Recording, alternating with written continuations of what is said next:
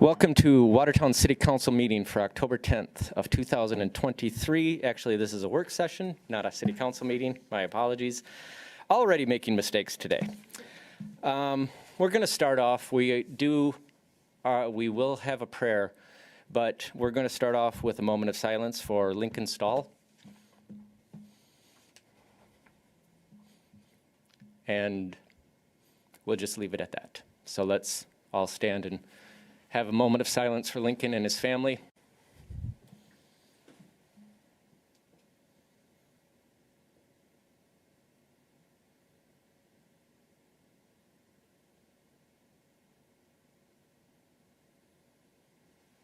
Thank you very much. I'd also like to just say something. We, here at the city, we have done a lot of things with mental health, and I don't know the full answer, but we treat it very seriously up here, and we want everyone else to get any help that they feel they need. It's no shame to talk about it. Councilman Schutte, would you please lead us in prayer?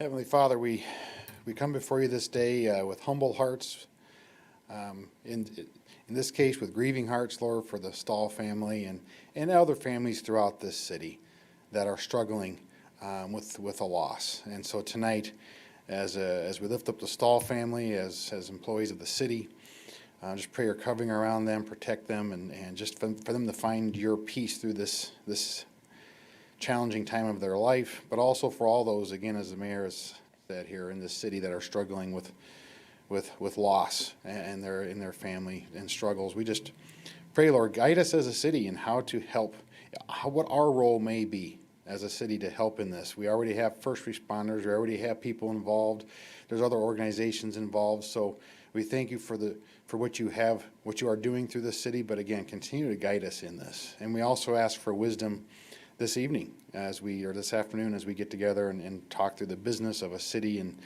and just your wisdom and guidance. We pray this in your name. Amen. Amen. I pledge allegiance to the flag of the United States of America and to the republic for which it stands, one nation, under God, indivisible, with liberty and justice for all. Finance Officer Bob Zine, please call the roll. Okay. Bueller, absent. Danforth. Here. Holeen. Here. Jurgens, absent. Peters. Here. Schutte. Here. Tupper. Here. Thank you. Quorum is established. A note for everyone watching or paying attention. Councilman Jurgens is going to be joining us via phone here in about 20 minutes. Councilman Bueller is going to be joining us when he is done with his seminar on the Ukrainian refugees. So those two will be coming in at some time. Chair will now entertain a motion to approve today's agenda.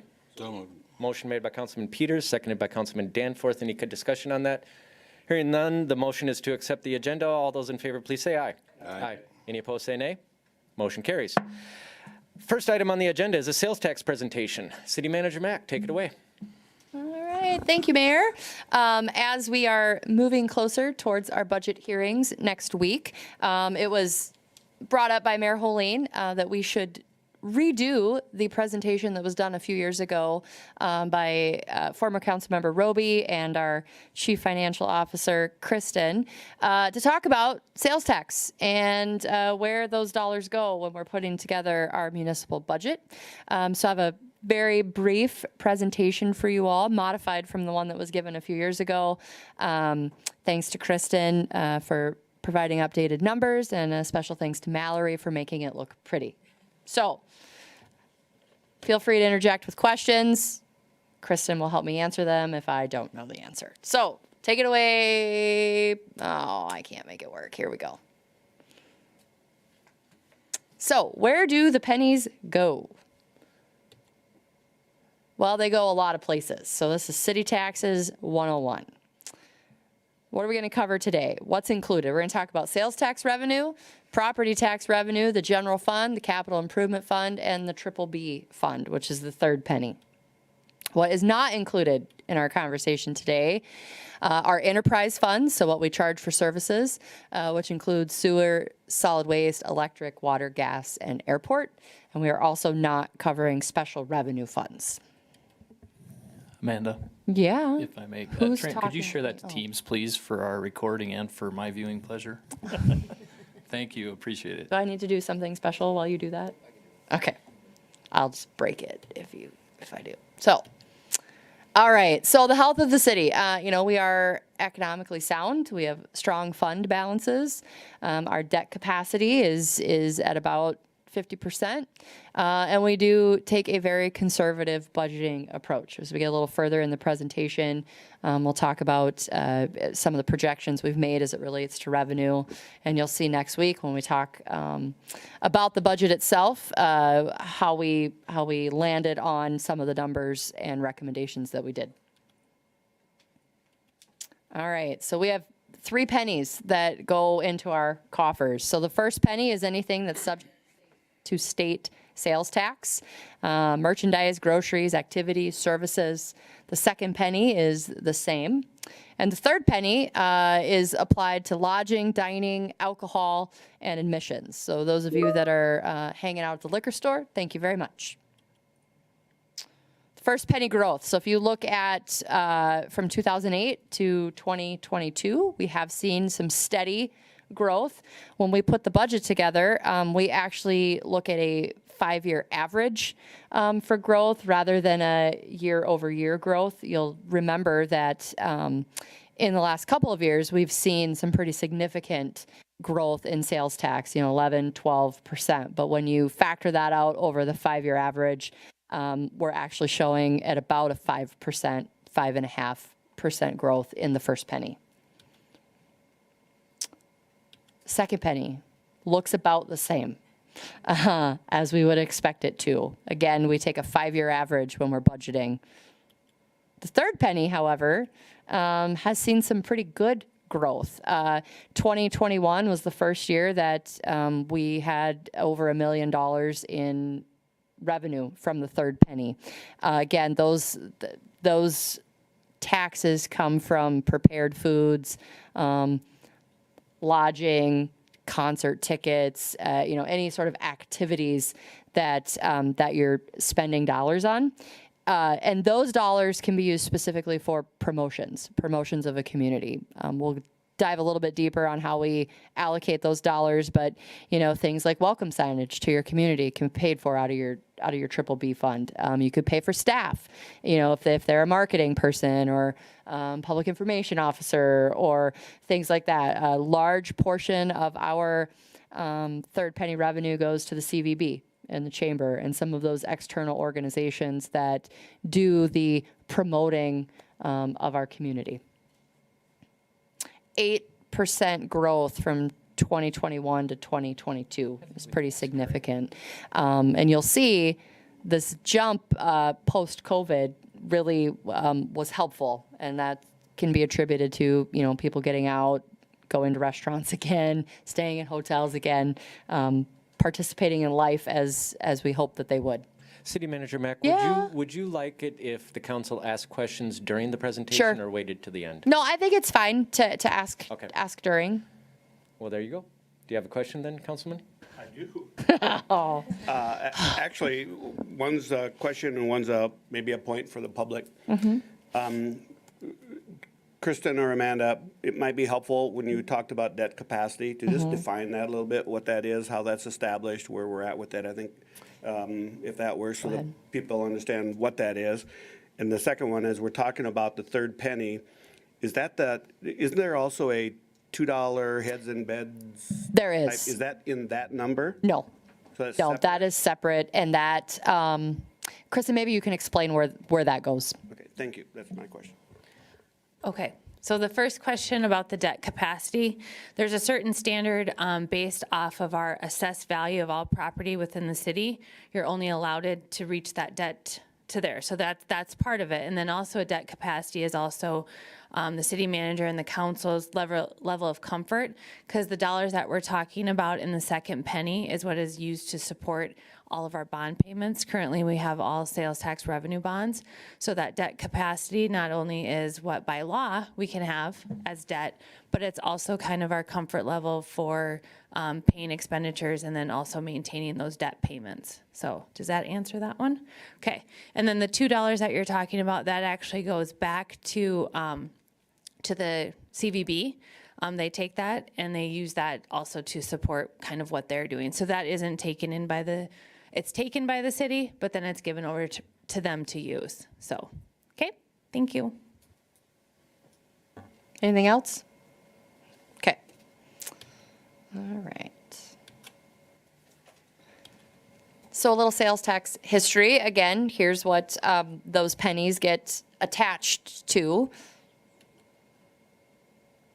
And here's how your purchases are taxed. So if you're spending $100 on merchandise, $4.20 of that is going to the state.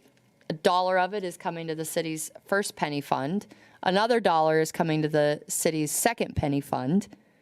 And that's the total. There is no third penny applied to that, and there's no state tourism tax applied to that. So out of your $100, you're spending $6.20 on sales tax. If you're doing $100 in dining, you'll see that the third penny is applied there, so the 1%. So $100 in dining, you're now at $7.20 in sales tax. If you are paying admissions to a concert or a play, you've got the state, all three of the city's petties, and then the additional 1.5% state tourism tax, which brings your total to $8.70. So 8.7% of your $100, if you're doing an activity like going to a play, going to movies, is going towards sales tax. City Manager Mac, I know that Councilman Tupper has a question. I have one. Does this apply also to like the schools activities, basketball games, football games? I don't think so, but I don't have a clear answer. We'll get that answer for you. I'm just I don't ever remember being charged that. Councilman Tupper? Can you explain the tourism tax? I mean, how that gets, where that gets applied? Go ahead. The tourism tax is actually a state tax, so that goes back, and there again, that's for any of those admissions to events. That's considered the tourism part of it. So, but that isn't ours. That doesn't stay with the city. Yep. Yep. So there's certain entities in the state, like, let's say you went to Mount Rushmore and something like that, or that's where tourism tax comes from. Any of Correct. those big events like that, or? Yeah. Correct. The other thing, so like if we put it in a reference for the city, when you go to the zoo, an admission to our zoo is being charged with that tourism tax. So, thank you. Yeah, but those dollars don't come back to us. So in all three of these scenarios, if you're spending $100 at any one of these entities, the most that you're going to contribute to the city per $100 is $3. You'll also notice that the state sales tax, it used to be 4.5%, and then with this past legislative session, when they passed the sales tax reduction, it's now 4.2. So there's a little change in that. They did not make any changes to what cities are allowed to collect. That could be coming. It's something to be mindful of and watching.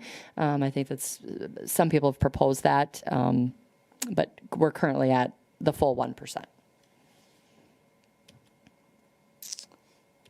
All right.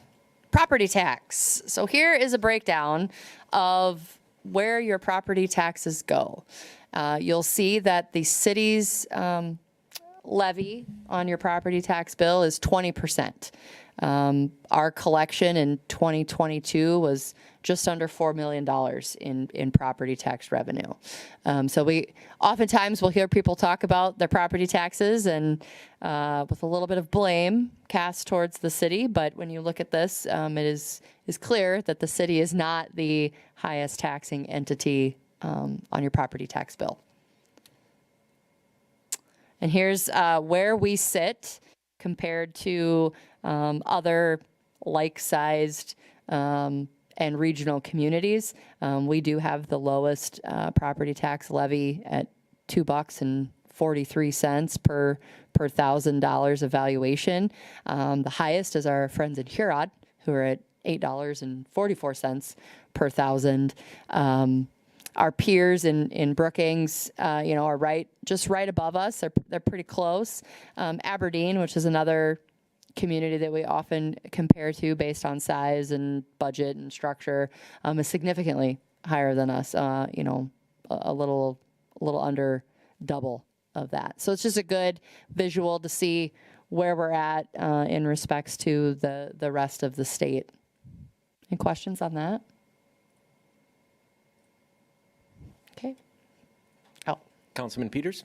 City Manager Mack, can you maybe shed some light on what this would look like in, I think this is 2021, any idea of what 2022 and 2023 will come in at? And the reason I ask is because tax increment financing has obviously gotten brought up quite a bit. How does that impact the mill levies that we're seeing here? well, I think Kristen could give a more detailed answer on the mill levies specifically, but because we've not done any kind of opt-out to raise our property tax levy, I suspect that we will stay in the same range that we're currently in. We've not taken any action to, increase those levies. The TIF doesn't really impact the levy, and the way that we do our TIFs also does, it holds the school and the county harmless. If you have any more details. No, I guess the only thing that I would add to that point is when we're looking at this truly is just the general fund property tax. So all the TIFs are held in a separate fund for each one. So that 20 years is when we would start to see those dollars then be added into that general fund property tax value. So, and I would say we'll probably stay consistent with the rest of the communities because they would only probably go higher than us. They could with a bigger growth, because then they could add to that levy. Otherwise, an opt-out is really what's going to bring them any higher than what they are. Just to follow up, do we have a year-over-year chart that we can see on something like this? I mean, this is a pretty powerful image, and putting my economic development hat on, if we're trying to recruit, people in the Watertown, this is something to brag about. So I think we should probably work with the WDC to get this information out there for folks if they don't already have it. No, that's all I got. Thanks.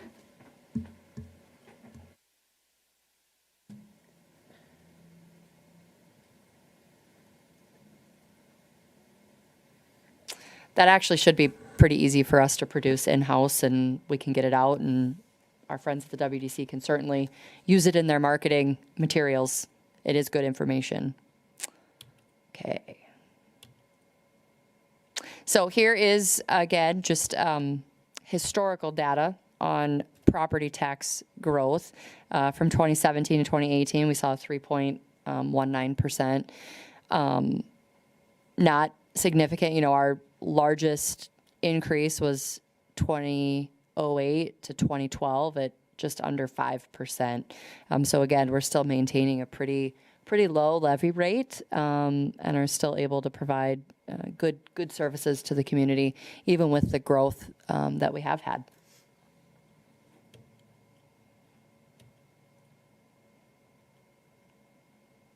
So where do the pennies go? The first penny goes to the general fund. So all of those dollars that we collect go right into the general fund. All of the property tax, so that just under $4 million goes right into the general fund.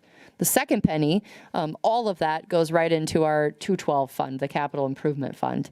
And then the third penny goes into a special revenue fund for the BBB dollars themselves.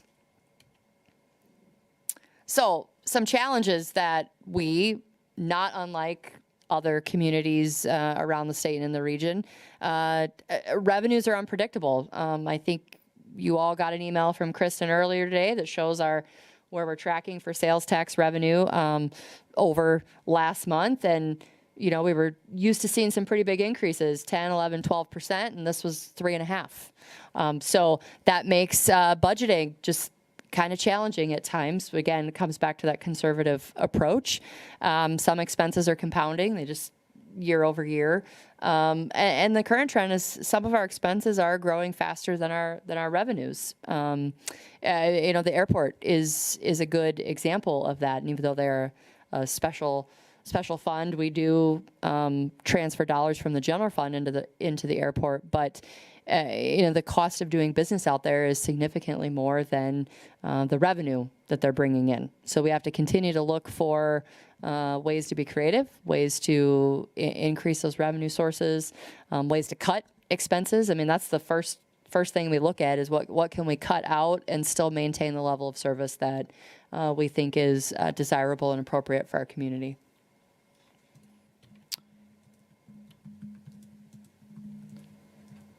So I got to go back. The general fund. Sorry. 50% of the general fund is made up of that first penny sales tax.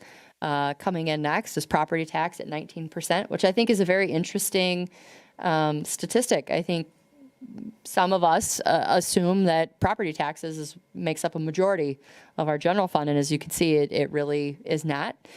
Transfers in. We do get a transfer from the municipal utilities. And then we also do a transfer in from both the sewer and solid waste funds to help cover operations. So the expenditures out of the general fund, all personnel, unless it's an enterprise fund, comes out of the general fund. So police, fire, all of us in this room come out of the general fund. Funds the operations of the departments. Capital equipment expenditures. Capital equipment under $25,000 funds all of our computer equipment and software. We do make a transfer to the Park and Rec Fund out of the general fund. And again, like I mentioned, the airport. We make a transfer from the general fund into the airport fund. Questions about that? And next week, when we get into the budget hearing, we'll have details on what we're recommending for those transfers out into those special funds. So the capital improvement fund, 66% of that is from the second penny sales tax. Other sources include state funding that we get annually for road improvement and maintenance, grants, things of that nature. What do we spend those dollars on? Well, infrastructure improvements make up a big part of that. Our streets, our storm sewer, all of our park and rec facilities, government facilities. So when we talk about things like City Hall and other buildings, the library, things like that, that's where it gets funded. Ambulance and fire trucks, those all come out of our 212 fund. Any capital equipment over $25,000, you'll remember you all made that change for this year's budgeting cycle. So things like loaders and dump trucks and snow plows were coming out of the general fund, which definitely put some strain on those dollars, are now carried over into the 212. As Kristen mentioned, that's where we pay for all of our debt service. So anytime we issue debt, the $30 million in bonds that we did for the ice arena or the wellness center bonds or the library, any of those things, those payments come off the top. So if we've got a bucket of money on January 1, all those payments come out first, and the rest is what we have left to do all these other things, to purchase equipment, do our improvements. The airport fund, we do fund the capital equipment and projects for the airport, and then E911 also comes out of the 212 fund. Any questions about that? Okay. I'm glad I'm going first because you guys are a tough crowd tonight. All right, the Triple B fund, the fondly known as the bed, board, and booze sales tax. So 98% of that fund is from Triple B tax dollars, and then some other sources. Again, some minor grants, things like that. What do we spend it on? The event center. So we do own the event center. Any improvements, repairs, investments into that facility come out of the Triple B fund. You'll see some expenditure requests for 2024 out there. CVB, we do give a large portion of that fund to the CVB, Chamber of Commerce, and then we do a transfer from Triple B into the Park and Rec Fund as well.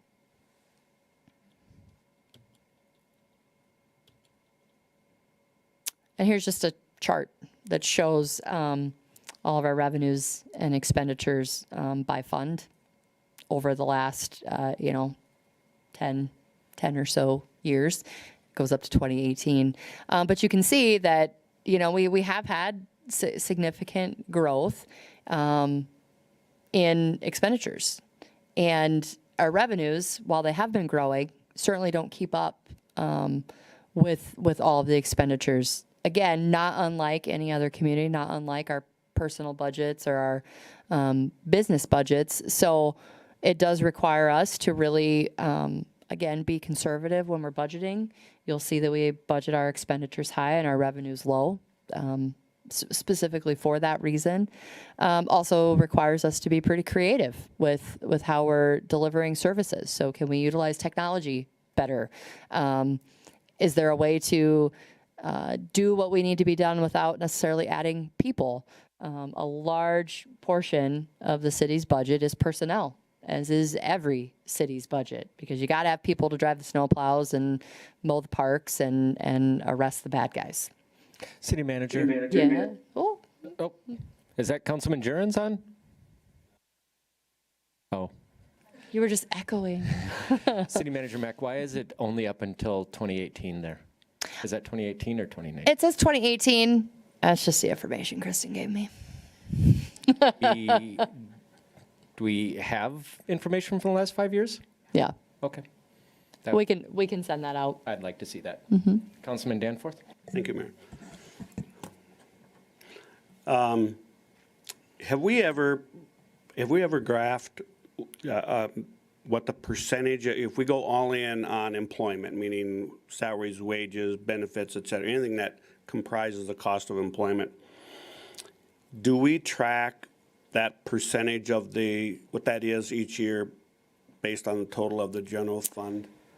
Just so that number is X percent of the general fund, to know what that is year after year after year to see. So I don't know that we have done it, but that's easy to do. And generally what you'll see is 70 to 80% of the general fund is personnel related expenses. But we can pull that together pretty easily. Be interesting to see what that trend is, because if it continues this way, then we have a sustainability issue at some point, right? So not knowing what that looks like, it'd be just an interesting figure, even if it went past 2018. This is the only one that only goes to 2018. I just said.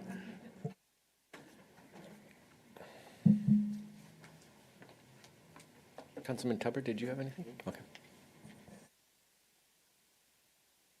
Okay. All right.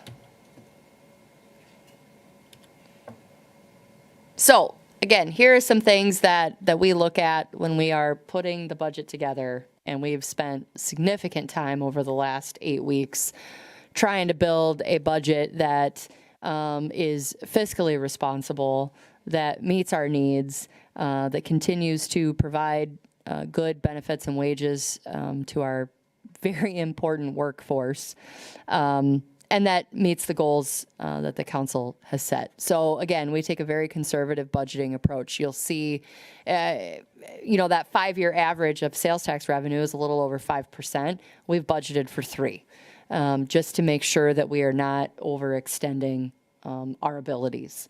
Expense adjustments, the general fund is difficult when it comes to cutting expenses, again, because a large portion of the general fund is personnel related.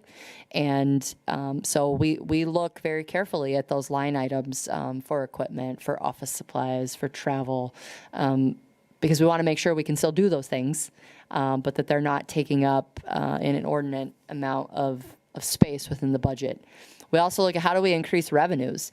Some departments, do have the ability to look at the fees that we are charging for services, whether that be for building permits or to attend a class at the wellness center. So the department heads and their team really work hard to make sure that those revenues are reasonable, that we're not pricing people out of being able to participate in different things, but that we're also at least coming close to covering our costs. We also have partners who help bring in new revenue sources. We've got, the WDC. The more homes we get built, the more businesses that come to town, the more people are shopping here, the more revenue we have to provide services. Same with the CVB and the chamber. New revenue sources. So something that we haven't, really talked about in my time here, and I'm certainly not recommending anything, but we have a lot of options available to us. We have general obligation bonds if we're going to look at projects. We have, the option to opt out for property taxes. We have storm water utilities. We have front footage assessments. We have a whole plethora of tools in our tool bag at our disposal, excuse me, if the council desires to use those. And all of those sources just help us meet our needs, whatever the needs at the time may be. Again, because sales tax dollars are so volatile, we may have to look at some of those things in the future to provide sustainability.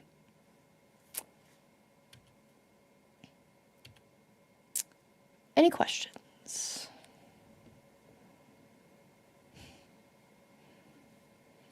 Councilman Tupper? Not a question, but a comment.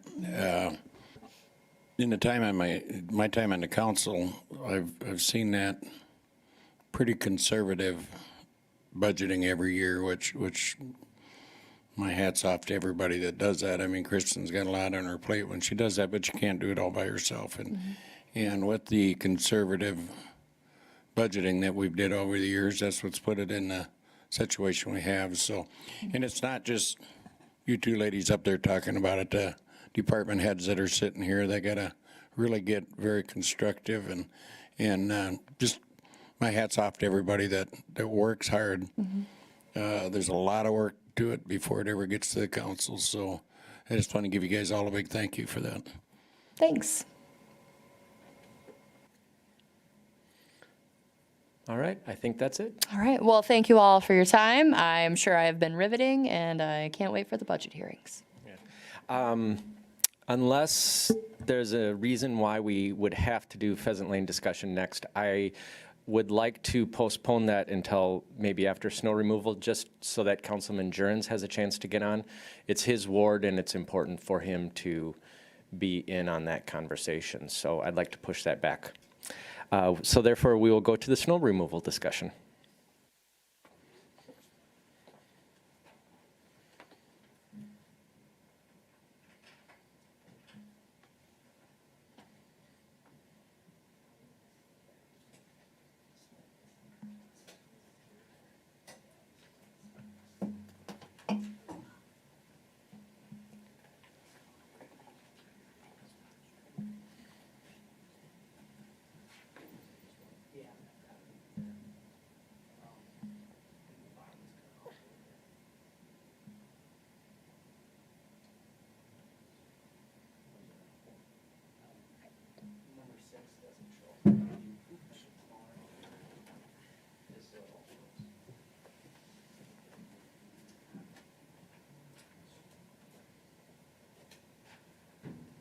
That'll work.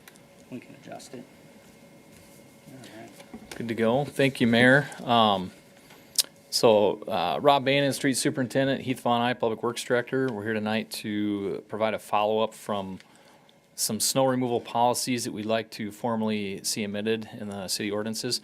If you recall, we talked about this back in April or May, towards the end of the last snow season, and some of the changes we were wanting to plug into our operations just to help expedite the snow removal process for the citywide effect of how quick we can clean the town from a snow event.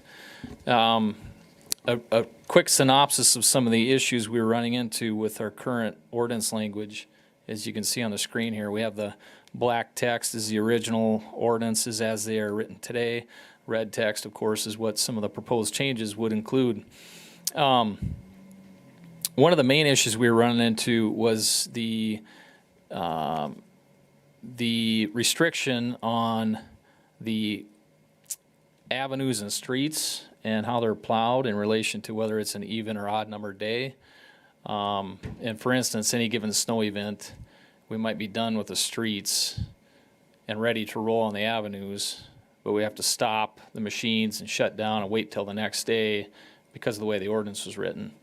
There are several events throughout the year where if we could keep rolling from the streets on into the avenues before that next day comes, that would really expedite the citywide, the overall time it takes to clean up the entire city.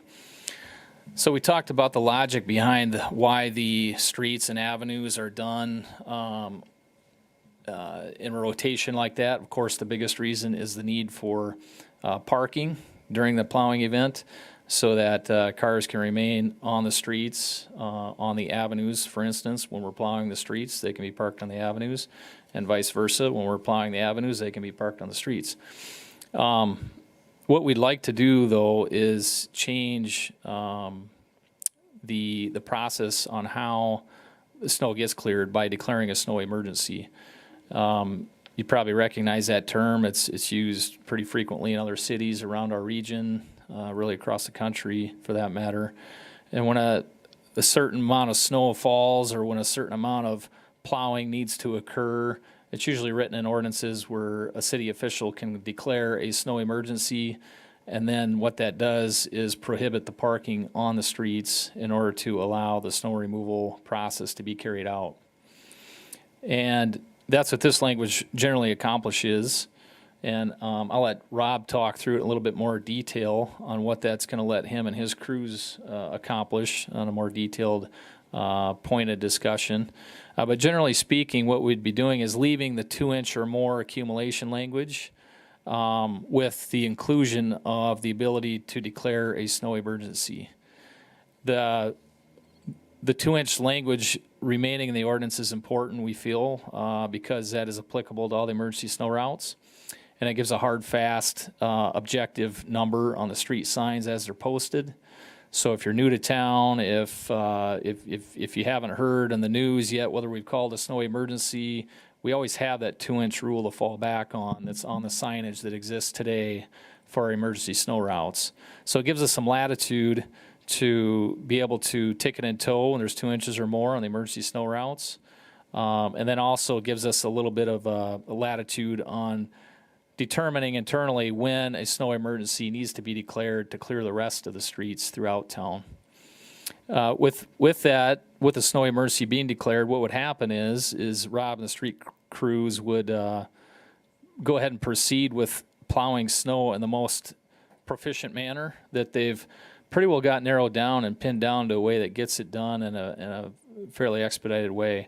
We would likely continue the streets and then avenues, or avenues and then streets rotation. It just wouldn't be as formal through ordinance, but more by practice on how we plow the streets. Once those streets or avenues are cleared, of course, that allows cars to return back on the streets, to park on the streets or avenues that have been plowed completely from curb to curb. And it really helps with the progression of the work in that manner. With that, I'll pass it off to Rob, share a few comments on some summary points that he put together as far as how that impacts his ability to get the work done with his crews. Thanks, Heath. What he said really covered this very well. The biggest thing we would be doing by removing the Monday, Wednesday, Friday for streets and the Tuesday, Thursday, Saturday, it would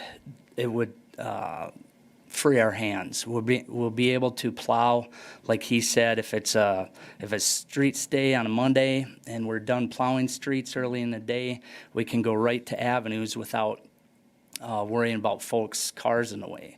This ordinance change would require folks to get up there parked off the street, whether it's on, this also would allow parking on the boulevard during a snow alert, which would help the situation as well. One thing that would help too, I know there's concerns about parking areas with this type of change. We would still plow the core of town, which the central area of town goes from 19th Street East, 14th Avenue North, 21st Street West, and Highway 212.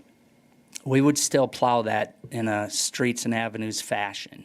So for folks that are concerned about parking, they might have to, for a short time, find a place to park, but they'll be able to, we'll have all the avenues done or the streets all done, and we'll go right into avenues, and we won't be restrained waiting for the next day to do those. There will still be places to park on the off-street. I do know, did you want me to talk about these other additional ones we're talking about right away, or did you want to talk about those for the parking on the boulevards? Yeah, you can elaborate on that. Okay. And then, definitely hit on the points, the logic behind, how it helps us accomplish what we're trying to do. Yeah, revising section 1801, paragraph 4, which is for parking on boulevards. Prior to the changes we're requesting, it said no motor vehicle or vehicle of any kind, including trailers, whether motorized or not, or non-motorized, shall be parked upon any boulevard at any time unless permission therefore has been granted by an official city agency. Where we want to add to it, we said, or when 2 inches or more of snow is accumulated, or when a snow emergency has been declared. Once the roadway has been cleared of snow, motor vehicles or vehicles of any kind must be removed from the boulevard. So folks just won't leave them on the boulevard for days. Once the road is cleared, they'd have to get them off. And by doing this change, it also allows people to park on the boulevard, because with the Monday, Wednesday, Friday thing going away, people are going to be wondering where to park, and they might not have a place to park. A boulevard they can park on with these changes until the road's clean. And then what Heath was saying earlier about the declaration of the snow emergency, we're asking to add a paragraph number 6, which would speak to how we declare a snow emergency, which is declaration of snow emergency when the city manager or their designee determines that snow removal from public roadways is necessary, a snow emergency will be declared. Such declaration will be announced through the city's standard public service announcement procedures, and will initiate all necessary plowing and roadway surface treatments and associated parking restrictions as described in city ordinances and policies. Which we didn't have prior to this. We didn't have any language or any type of snow emergency language in the ordinance. We just strictly had the parking ordinance, which spoke to the Monday, Wednesday, Friday, and Tuesday, Thursday, Saturday plowing. So, Councilman Danforth has a question. Hey, Rob, a couple questions. yeah. When we're going to allow the parking on the boulevards and we say they must be removed, are we going to put a time limit on that, like 24 hours or something, so that people understand that there is a defined period at which that's allowable? Otherwise, I think what you're going to get is, okay, somebody thinks it's 2 hours, somebody thinks it's 6 hours, I get a note or a ticket or whatever it is. I think you almost need to say it's within 24 hours of clearing or some number. I think it's kind of like when we have to have our garbage cans supposedly back up to the house within 24 hours, I think, isn't it? Something like that. So anyway, that would be a recommendation. Second thing, so if I'm hearing you correctly, the big change to the Monday, Wednesday, Friday, and the alternate days is that everybody needs to be prepared on any given day. Is that correct? So you gotta get them all off the road, no matter where you're at, streets, avenues, other names. You just gotta get them off during a snow emergency, and it might be they come by shortly, or it could be a day before they come by, correct? That is correct. Where we can help folks with this is by good announcements. PSAs are going to be very important. So how we determine or how we're going to plow town will be very consistent, other than if the wind's blowing. That's another thing that helps in this that I didn't mention earlier, is like if the wind's blowing and we only get a ½ inch of snow.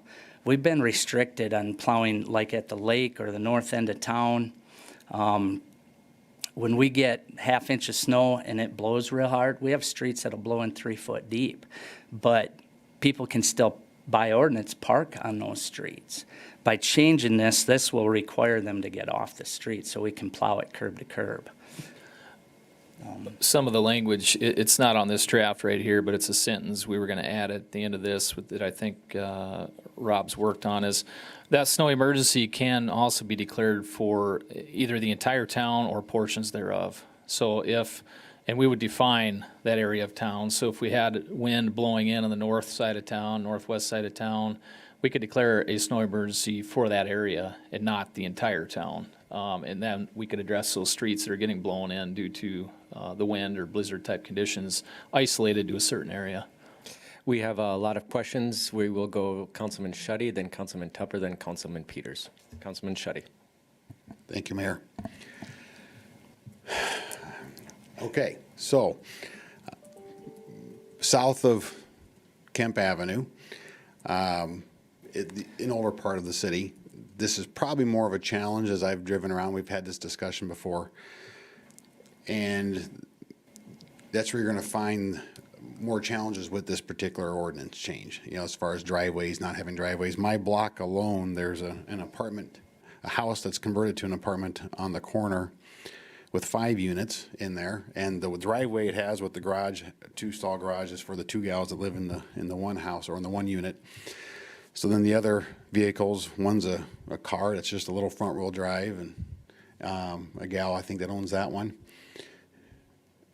Just curious, once you get a couple snowfalls and we're up to 20 or 30 inches total for the winter, how does that little 2-wheel car get off the boulevard with the big mountain of snow in its way? Just curious. Just because there's going to be challenges in some parts of town. I know you've had this conversation, you're working through it, and I understand why you're going this direction, but I'm concerned on how we're going to go about addressing or forcing someone to walk ½ a mile to a public parking from that part of town. Let's say if it's 6 blocks or something in the winter, and it may have to happen. Or like, for example, my boys, when we had 4 boys in high school, there was all 4 were in high school from freshman to senior year at one point. And so the potential of having 1, 2, 3, 4, 5 vehicles, and we don't have a garage. At my particular home, we have a little spot in the back alleyway for 2. So that's 2, 3 cars we're trying to park on the boulevard, again, with quite an amount of snow. That's, it's hard for me to chisel out with a shovel sometimes after the snowplow goes by. And then now we're gonna try and get cars to drive over this or through it, or I'm just curious how that's gonna work. Thanks, Councilman Shetty. Those are definitely some of probably the biggest concerns or reservations with amending the program like this. After doing some pretty intensive research, some of Rob's staff actually looked into every parcel of land in the town and got a pretty accurate assessment on how many would be impacted that way, meaning they don't have a garage or a driveway or some kind of off-street parking. And there were a handful of those locations. I don't know if you know the exact number, Rob, but there were. I believe we had 9 or 11 that we figured out. It wasn't too many, but that was no driveways or garages, that type of situation. And so the intent behind the boulevard language, obviously it's not an ideal situation as the winter carries on and boulevards are full of snow and there's nowhere to get a car or even a 4-wheel drive for that matter in or out of them. But the bigger focus is there other off-street means, even without a driveway or without a garage, that people, those dozen or so parcels that are locked into simply not having enough off-street space to figure something out. That's one of the dilemmas here. But trying to put the focus on the citywide impact that this could have on the amount of time it saves us in accomplishing the complete snow removal of all the streets.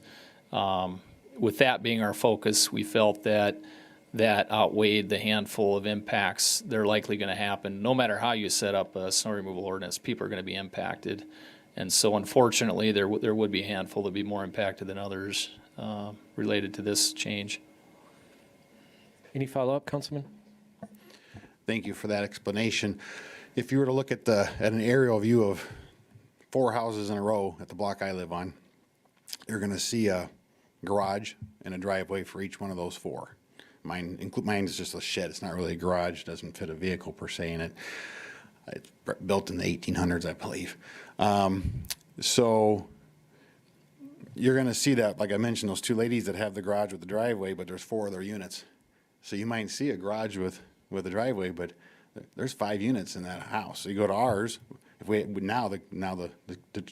the boys are gone out of the house, but if this was a few years ago, you'd see a spot for 2 vehicles in the back and 5 vehicles in our household, for example. You go to the next house over, you've got a house on the front, but you got a half address with a half in the back alleyway.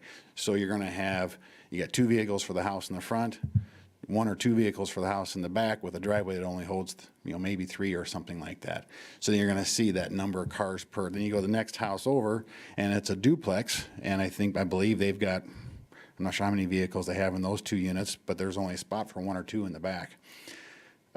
So from an aerial view, you'll see, a little shed. Potentially it looks like a garage, or you'll see a spot for 1 or 2 vehicles. But then you're looking at how many residents in those, and that's just 4 houses in a row in the block I live on. So just bringing that to light a little bit. Councilman Tupper. Thank you, Mayor. Well, first off, just a few minutes ago, we were talking about budget, and this is one of the key points of making ends meet. I mean, you got to look at efficiencies all the time. I agree with Councilman Shetty. I think the first year we're going to have to maybe be a little lax with some people and try to work out some bugs, because I know there's parts of town and I know which parts of town he's talking about. Nobody here from the police department here to speak. What's their thoughts on all of this? I mean, they're the ones that's going to have to enforce it, and it'd have been nice if somebody was here from there to let us know what their thoughts were on that.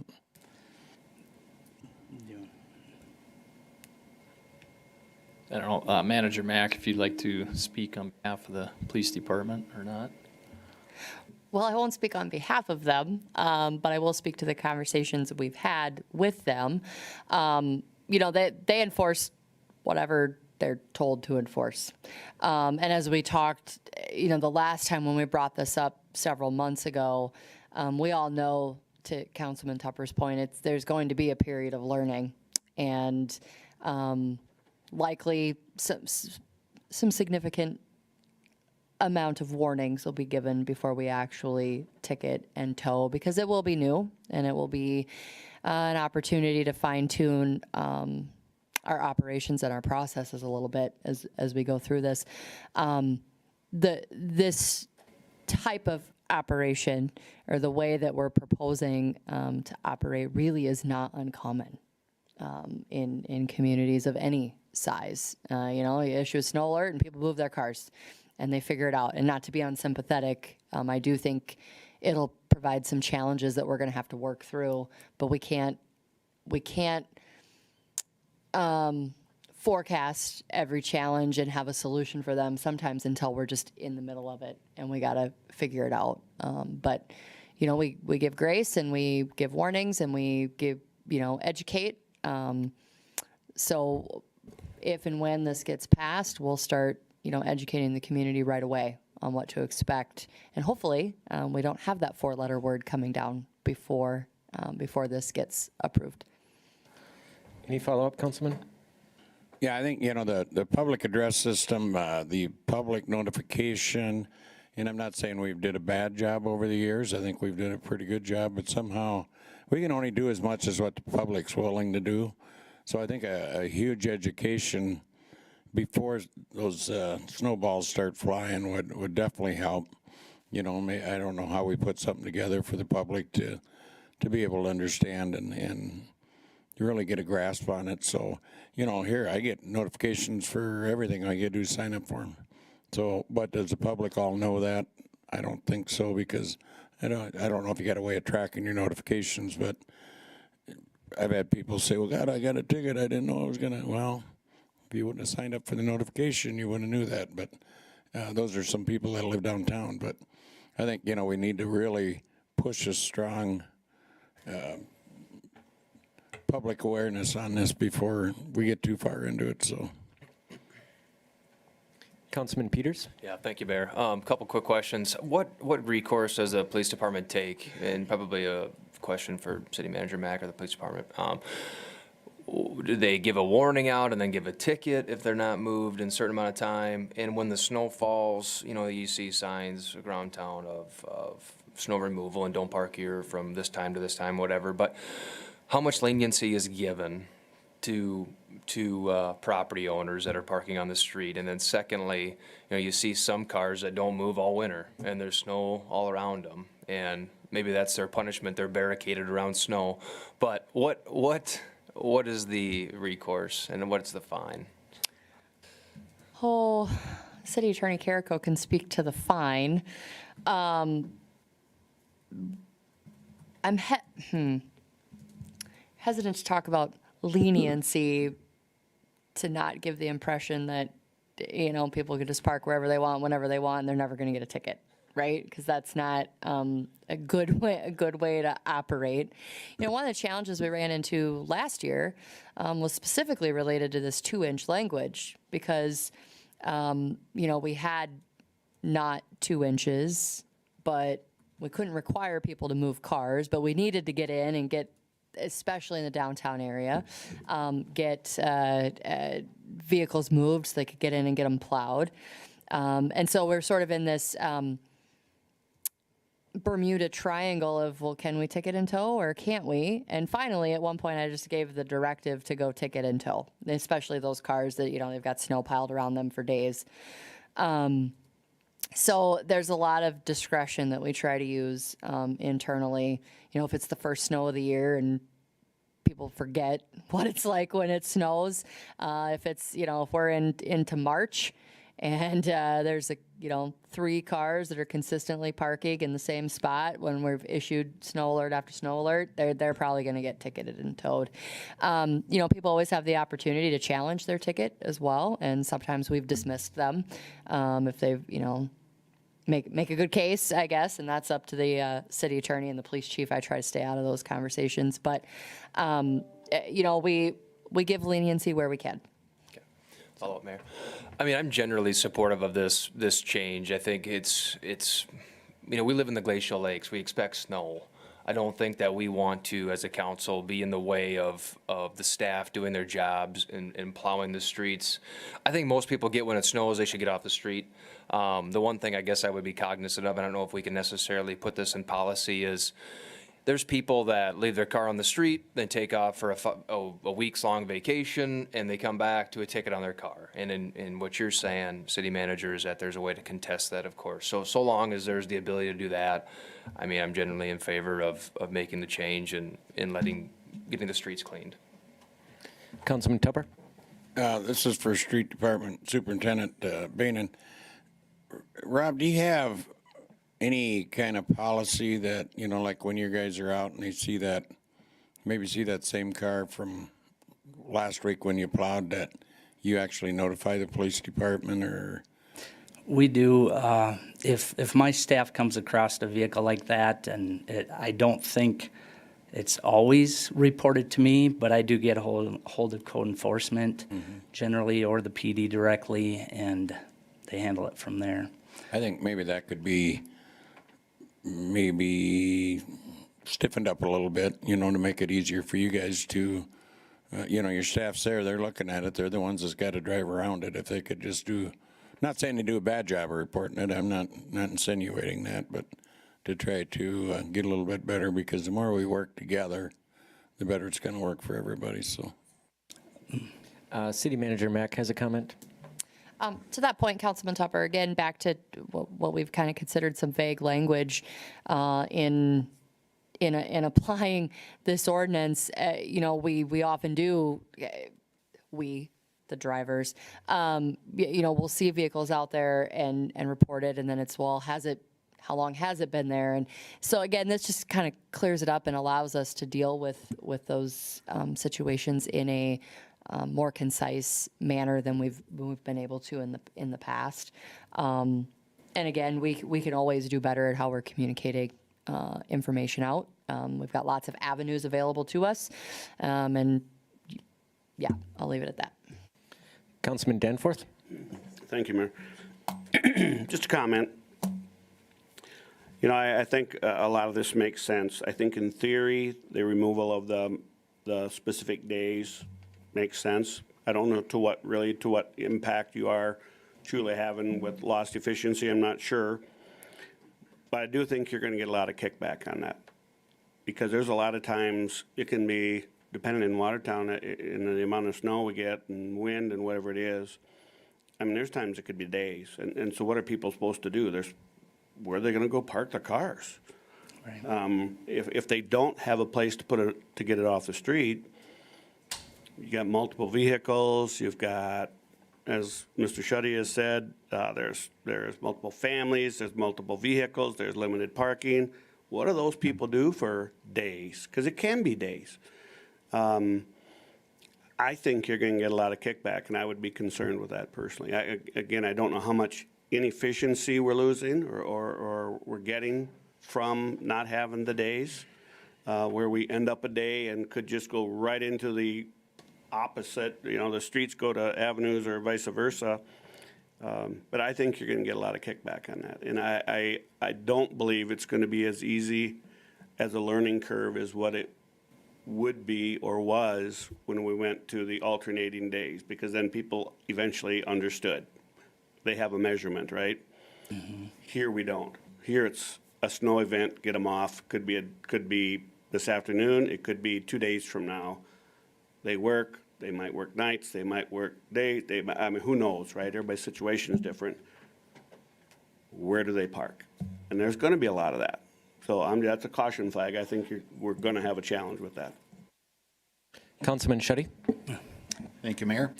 So a question to kind of lead up to a second question. Other than downtown, you start roughly, 3 in the morning or something like that for doing the downtown district. What time do you normally start in doing snow removal on the other days? Like you're talking as far as residentials and stuff. Right. The former superintendent always liked to wait till after 8 o'clock. I changed that for the fact that he had a good reason for doing it before he started residential plowing, and it was so everybody could get to work. The problem was there's several hours of plowing that can be done, and everybody wants the streets clean. And we get a lot of complaints because the streets aren't getting cleaned fast enough. So it came down to, all right, if we start plowing residential streets as soon as we're done downtown, or we have team members done to where they could start, then we had them go into areas where we would impact the least amount of vehicles. So we weren't trying to plow people in, we were trying to get roads cleaned, but not plow people in. And occasionally you would have a car here or there. And if it's real deep snow, that's kind of a whole different deal. But if it's 2-3 inch snow where cars can just drive through the windrow anyway, they do it. But yeah, I've informed my staff to not purposely try to plow people in. We don't want to do that, but we do need to get the streets cleaned as fast as we can. So around what time do you say you roughly start, you think, as a day? Probably around 5 in the morning on some of the, obviously that's the start of some of the residentials, but after we do downtown. So just say you do highways and snow routes, say like right now, at the end of the day, we're starting highways and snow routes and the snow has stopped. We're doing highways and snow routes. It'll probably be late this evening before we're done. Then we start at 2 or 3 o'clock in the morning, the next morning, do the downtown business district. And then we have some of our team members roll right into residentials, which would be, what is today? Is it Tuesday or Wednesday today? Lost my days. But anyway, then we'd start on those residentials for whichever day it is. And of course, we've always tried to stay away from burying folks in. But by the time they get done with a few streets, it's past 8 o'clock and it's not a problem. So we pay a lot of attention to the details, and we always try to, things that people don't even really think about unless they get plowed in. But we do think about those things, and we try to prevent anything like that from happening, but still get the roads cleared in a timely manner. All right, and to follow up there, Mayor. So with that, the workers of the street department, they, hats off to them for their getting up early. I mean, every time there's a snow event, they're up early. And I mean that generally. What's the average time? I'm just kind of calculating if it's possible to calculate the time saved in this. Maybe you've done that already. Are they sometimes done by 2 in the afternoon, or what time are they usually done by because of the Streets and Avenue current structure? Are they done mid-afternoon? Are they still working till 5 somewhere else? Just curious on that question. And then I got one more. So That's a very good point, Councilman Shetty. The avenue days in the core of town that I've been talking about in that rectangular area is shorter than street days. So in avenue days, if we start early enough, we're done at sometimes 10 o'clock in the afternoon, or I'm sorry, 2 o'clock in the afternoon. And we could roll on to streets in that core. Now, obviously, we try to do other areas that we're working on and need to be done south of 212, east of 19th, north and the lake and Derby Downs as well. But we do lose efficiency. But now on street days, streets take longer. So there's a lot of times we'll be 6 o'clock in the afternoon or evening, I guess you would say, that we're done with streets. So it doesn't impact as much on street days. okay, thank you. And then one more follow-up. So just with that, just doing the math on that, they're not cutting off early on a day. They generally are working somewhere else. They just got to move, let's say 2 o'clock, then they got to move to a different part of town. So we're not going to gain too many hours, the way it sounds. Maybe the efficiency of moving to a different part of town, but I don't know if a city we're going to expect to be a whole day ahead because of this. It sounds like. I don't think we'd be not a whole day ahead. No, there would be efficiencies gained in probably a small handful of hours every time it falls on the right days. But it accounts for a lot of team members. So it might be 3 teams that are affected by this. So we're working, and of course, we always work with the contractors, and sometimes we have them and sometimes we don't. So when we don't have them, we have to cover those areas. When we do have them, then we do free up some time for our guys.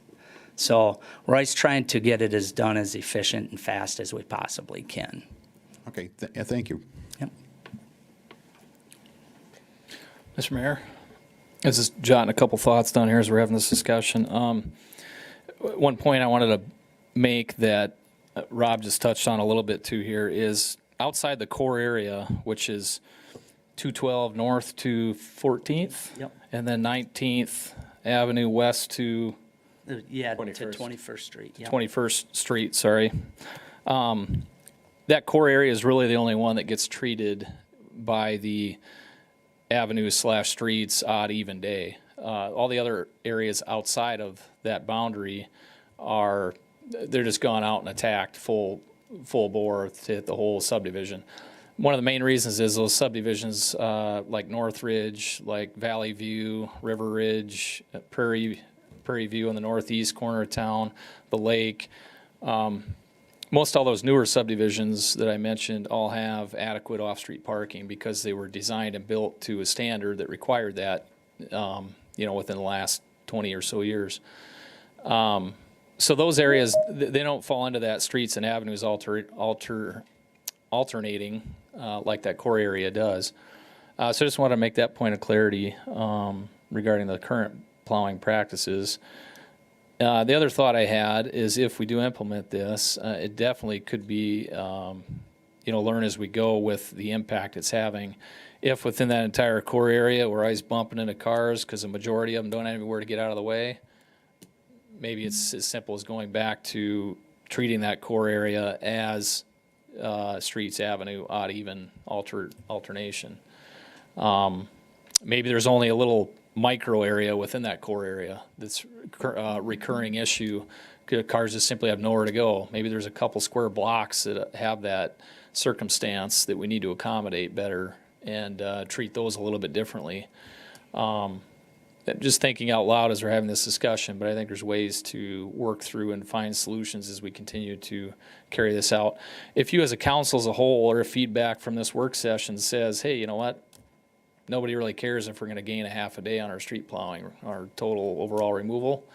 I think there's still some efficiencies to be gained on the ability to call a snow alert, like what Manager Mack just cited a little bit ago, where we have not received 2 formal inches of snowfall, but yet need cars out of the way because a certain area of town is blown in or it needs to be cleared.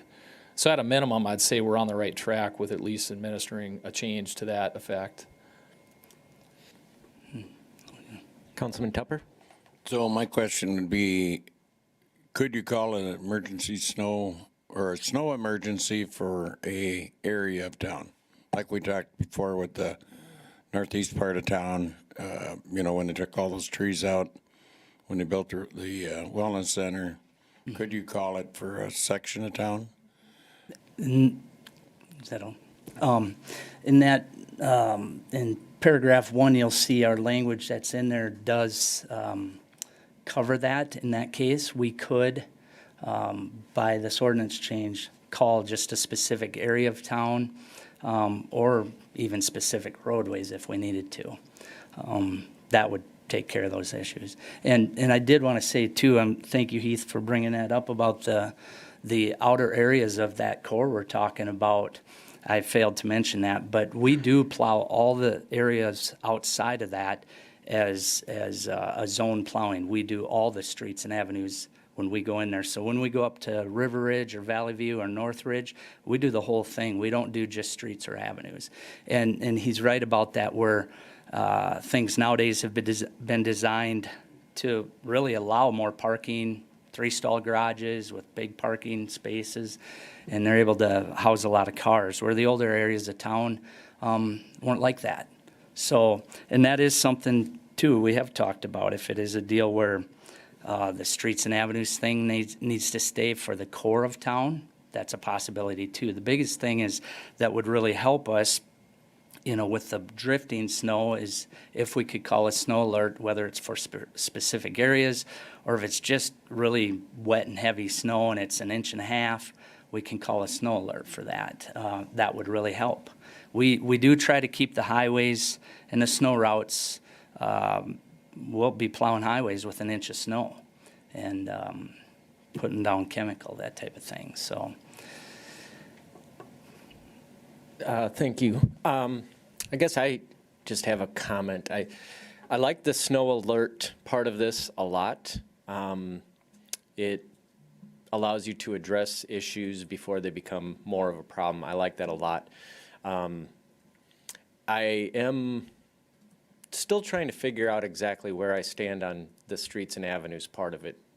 I can understand a little bit of efficiency, but this change is going to be pretty odd for a lot of people, and it's going to take them a lot of time to figure out how to comply. And what concerns me a lot is a lot of the people, at least the people that I hear from who get ticketed because they can't move their car, are usually people who can least afford it.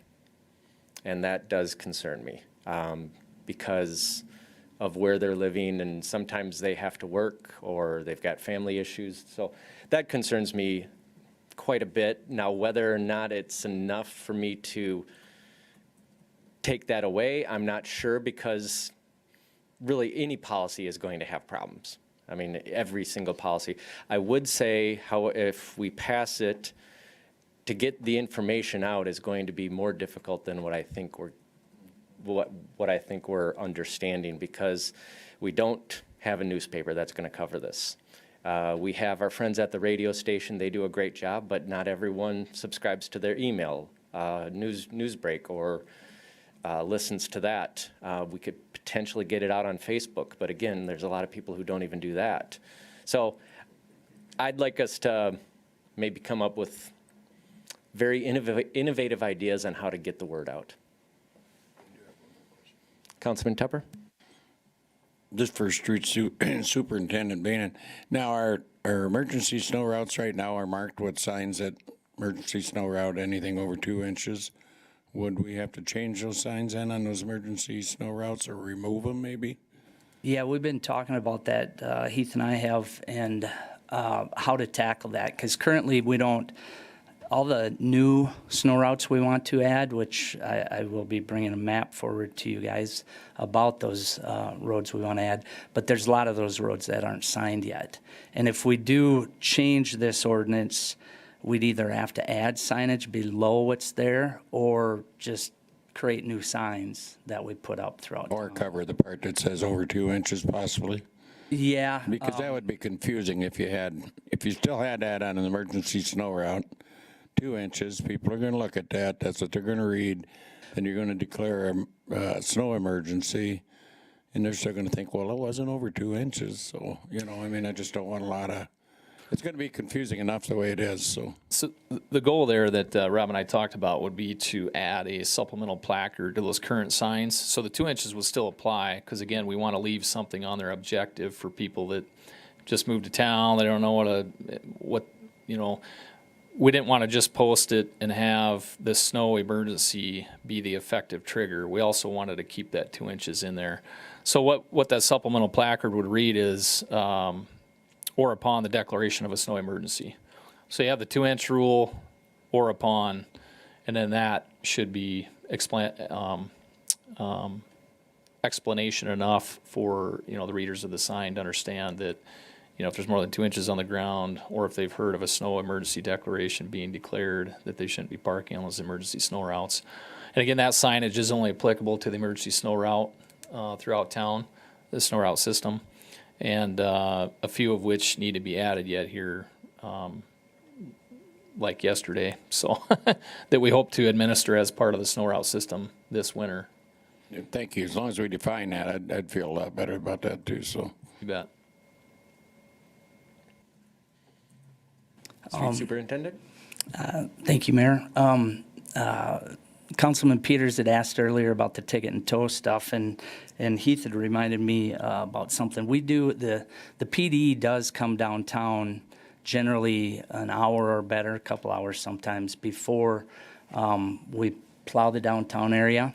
And they do ticket and tow at that time. Now, I don't believe that outside of the core of town or downtown area, I don't know that they tow as much. I think they ticket. But the downtown area, they do hit pretty hard. Because any vehicles that are left there, we do allow the business owners on their curbside sidewalks to push their snow out in the road, just the downtown business district. And it's a mess if cars are still parked down there, and it's very hard to work around. So they do remove those cars.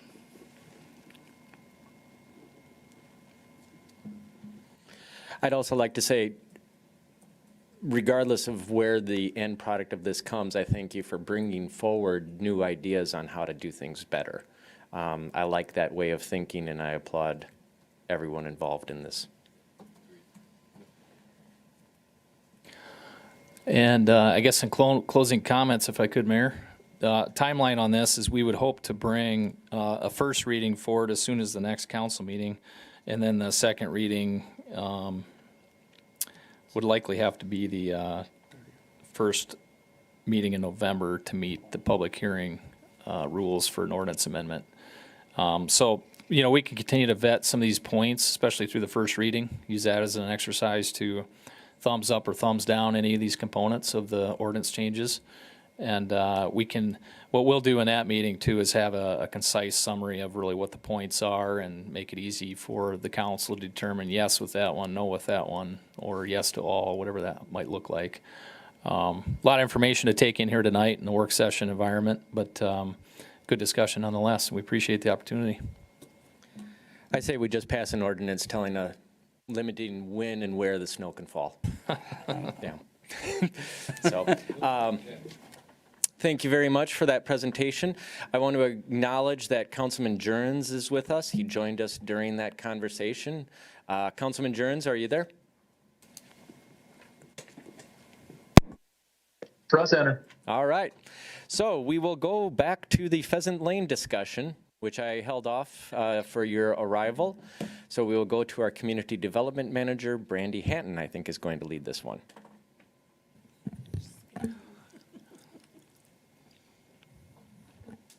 I've got the documents here, Mayor, if I could tee this one up. Public Works Director Von Eye. Thank you.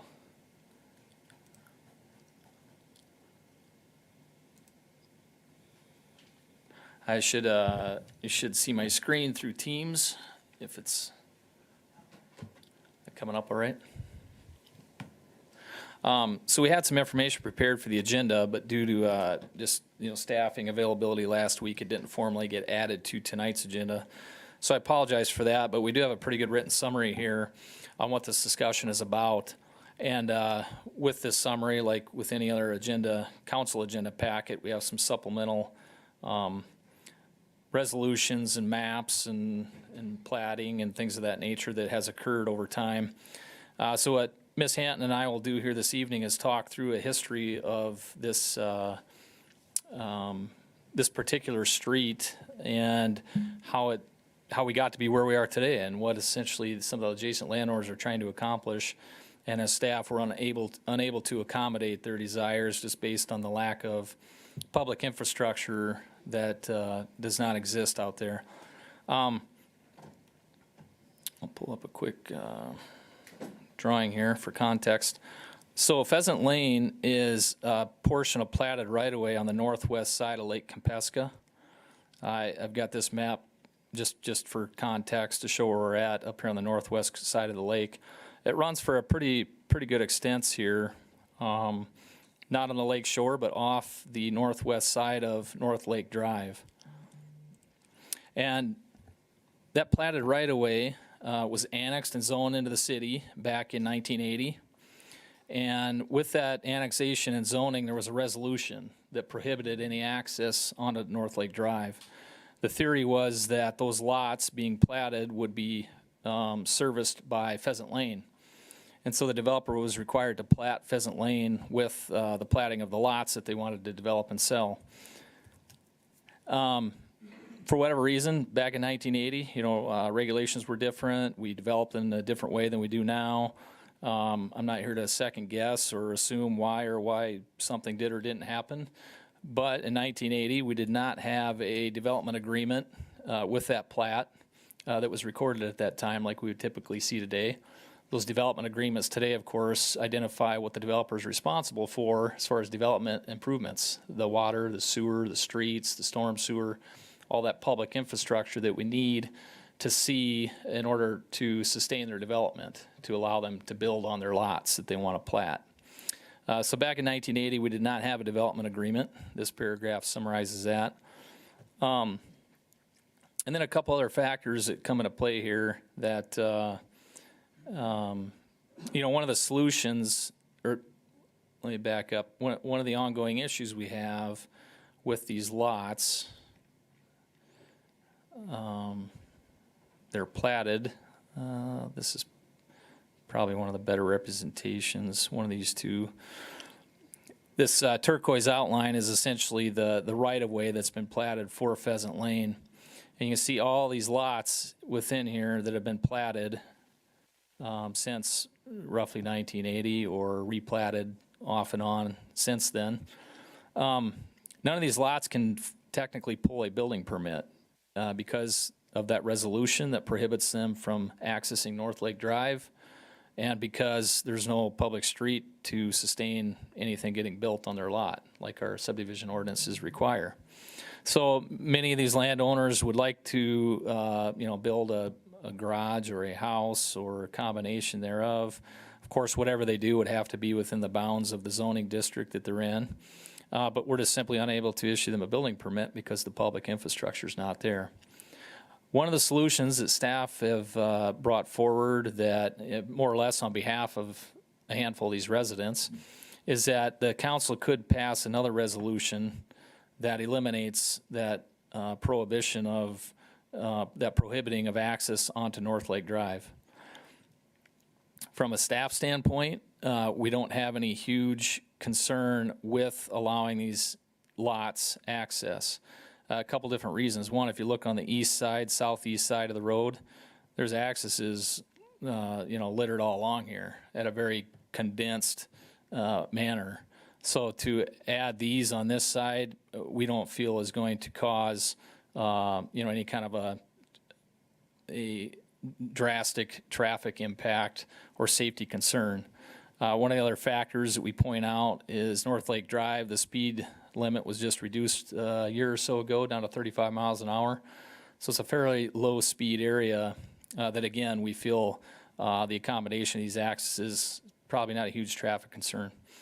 I can only speculate why these lots were restricted from accessing North Lake Drive. If you look at this layout, I mean, it would make sense. If Pheasant Lane were built, why not feed all that traffic onto Pheasant Lane and then out to a single point of contact onto North Lake Drive? That does make sense. I can see why it'd be the preferred option. But short of having that built, and the other situations that I just cited, staff could find it amicable to allow access onto here. The other consideration, I'm guessing, that happened back in 1980 was that at that time, at least this is an assumption of mine, I don't think it had formally been turned over to the city yet. It was probably still state DOT right away. And the DOT perhaps required us to prohibit any access onto what was old Highway 139. I'd have to confirm that date that the jurisdiction transferred to the city, but I'm guessing it was still under the state DOT jurisdiction at that time, which makes all the more sense on why they would not want all these accesses going onto one of their state highways. But now that it's a local jurisdiction road, at 35 miles an hour, this could get treated like any residential street in town where you've got access on both sides, all throughout any residential neighborhood you go into. So with that being said, I mean, really, with staff are just trying to facilitate a solution here to try to help these landowners do something with their land. This isn't a hard sell on staff's behalf to the council to accomplish something, but we're just trying to facilitate how to make ends meet here so that people can pull building permits. One more factor I'll quick mention. Not only was the road not built, but we have a handful of lots that do not have sewer access. They don't have a sewer main fronting their property. So even if the council says, yes, let's draft a resolution to allow access onto North Lake Drive, we're still stuck with these lots right here. They need sewer service, and it would likely take a sewer main extension through and along the frontage of their lots, which would likely have to be done through an assessment project. The city would facilitate that work through the city's sewer fund and then assess those costs back to each and every property that would benefit from it. With that, that's kind of the very high level 30,000 foot elevation summary of what we've got going on here. But really what we're looking for is some guidance from council on what you would entertain or deem approvable in its form of a resolution to, rescind the previous resolution, for example, and then whether to move forward with some form of an assessment project, either immediately or some point in the future when these lots have enough interest to develop. We'd have to get the sanitary sewer figured out at that point. With that, Community Development Manager Hanton, did I miss any highlights there? Anything else you want to expand on, please? Only a couple things, but otherwise you covered it perfectly. So block 5 there, and see if my mouse works, to show you guys here. So this sewer was extended within Pheasant Lane, and these lots would have an assessment if they were to be developed. And then just one other thing as far as just with this being an ongoing discussion for many years, and other people's concerns that are opposed to these lots having access to North Lake Drive, is the recreational trail, which this is not the only place. South Lake Drive experiences the same situation. Now, there is that shelter belt there on the north side of the rec trail, but if these driveways were to access North Lake Drive, they would need to make sure that they had proper clearance for a clear view when they're backing out or whatnot, pulling in and out of the driveway, that they were having safe clearance for people using the recreational trail. And that is specified in our engineering design standards today. Yeah, those are great points, Randy. Thank you for that. Yeah, those Clearview Triangle regulations and things of that nature. We've already heard from some residents along here, I'd say curious about what might happen and maybe not in a favorable way. But again, if we're looking at each individual lot owner along here and them wanting to exercise a right to develop on their properties, I think that by upholding every subdivision engineering standard and regulation that we have, like we would on any other lot, I don't see why we couldn't make something work, and that it's done in a safe way.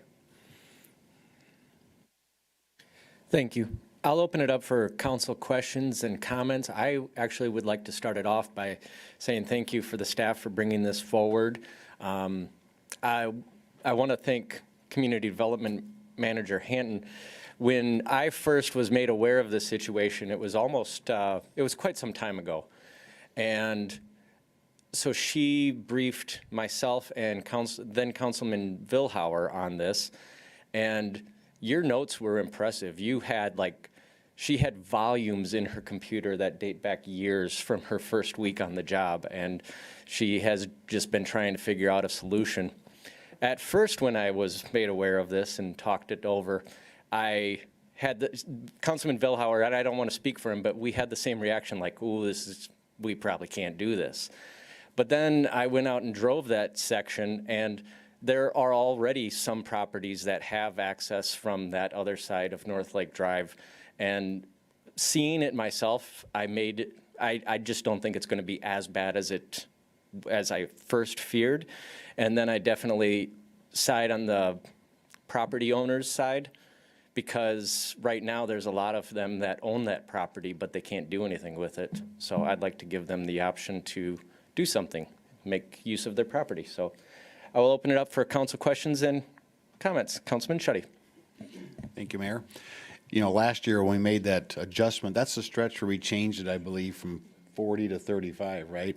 So even at 40, but going down to 35 miles an hour, I would think, as Public Works Director Vaughn, I had mentioned, that helps this conversation move in this direction. But again, I'm open. If there's something we're not seeing, I'm open to it. But the 35 mile an hour speed zone just kind of helps that cause this year after that vote last year. Councilman Jurens, I want to make sure that you have an option.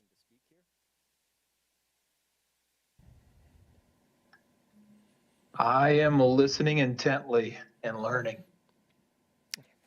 That's a good policy in an elected official. Well, I got a long ways to learn, but that's where I'm at right now. I've spoken with former Councilman Vilhauer. He filled me in on his thoughts, and now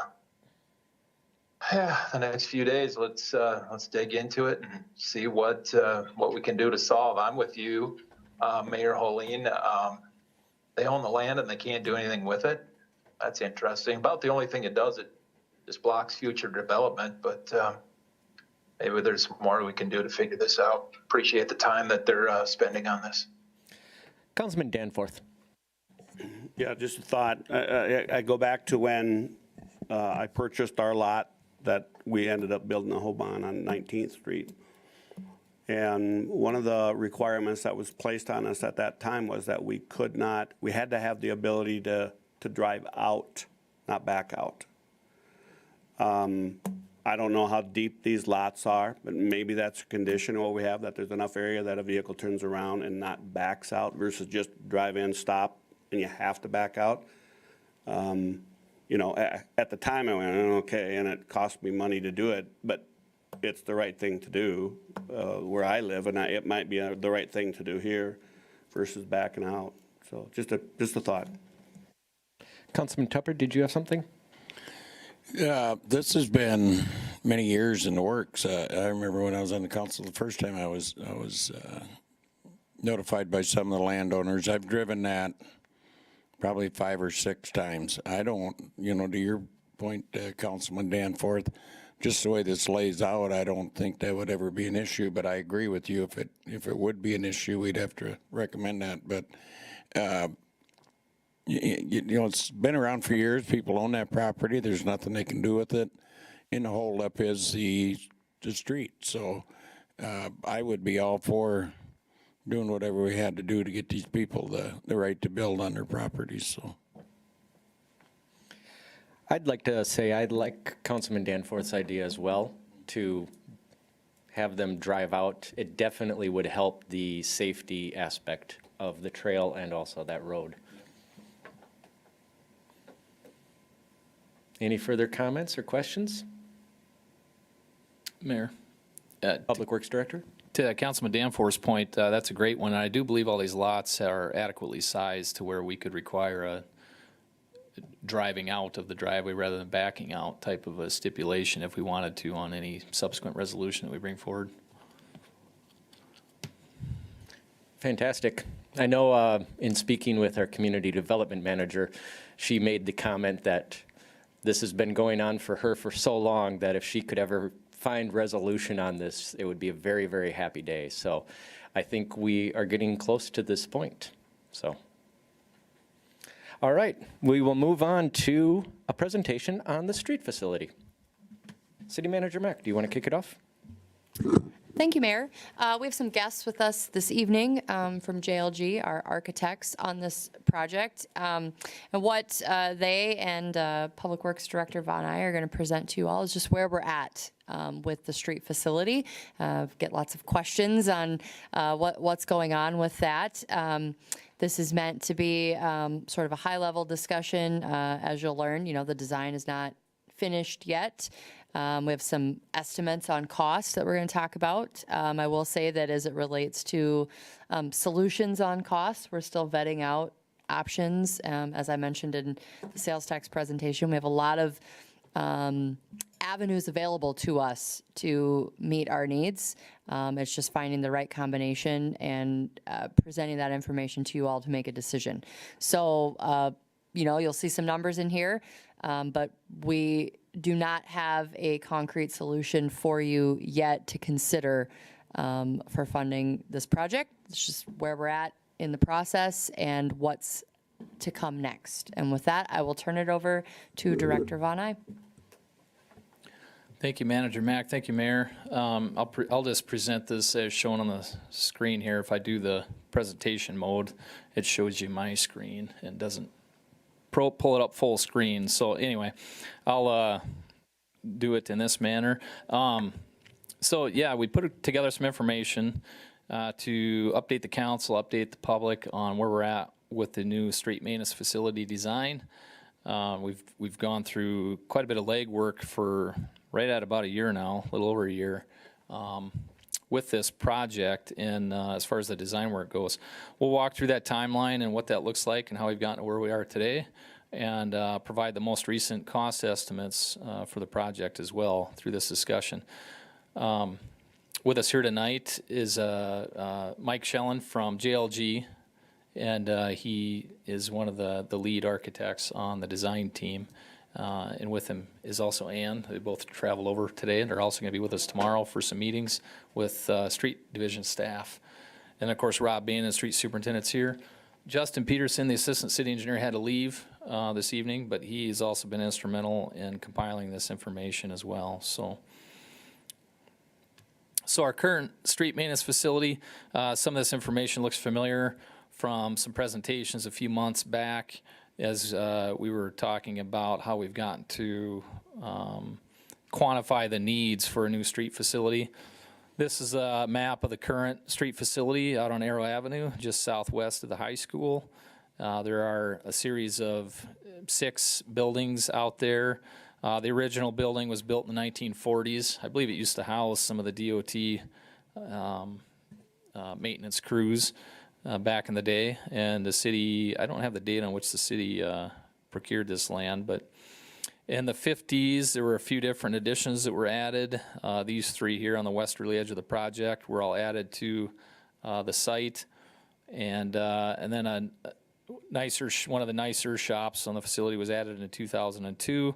And then in 2005, we had our salt sand canopy that was added to the site.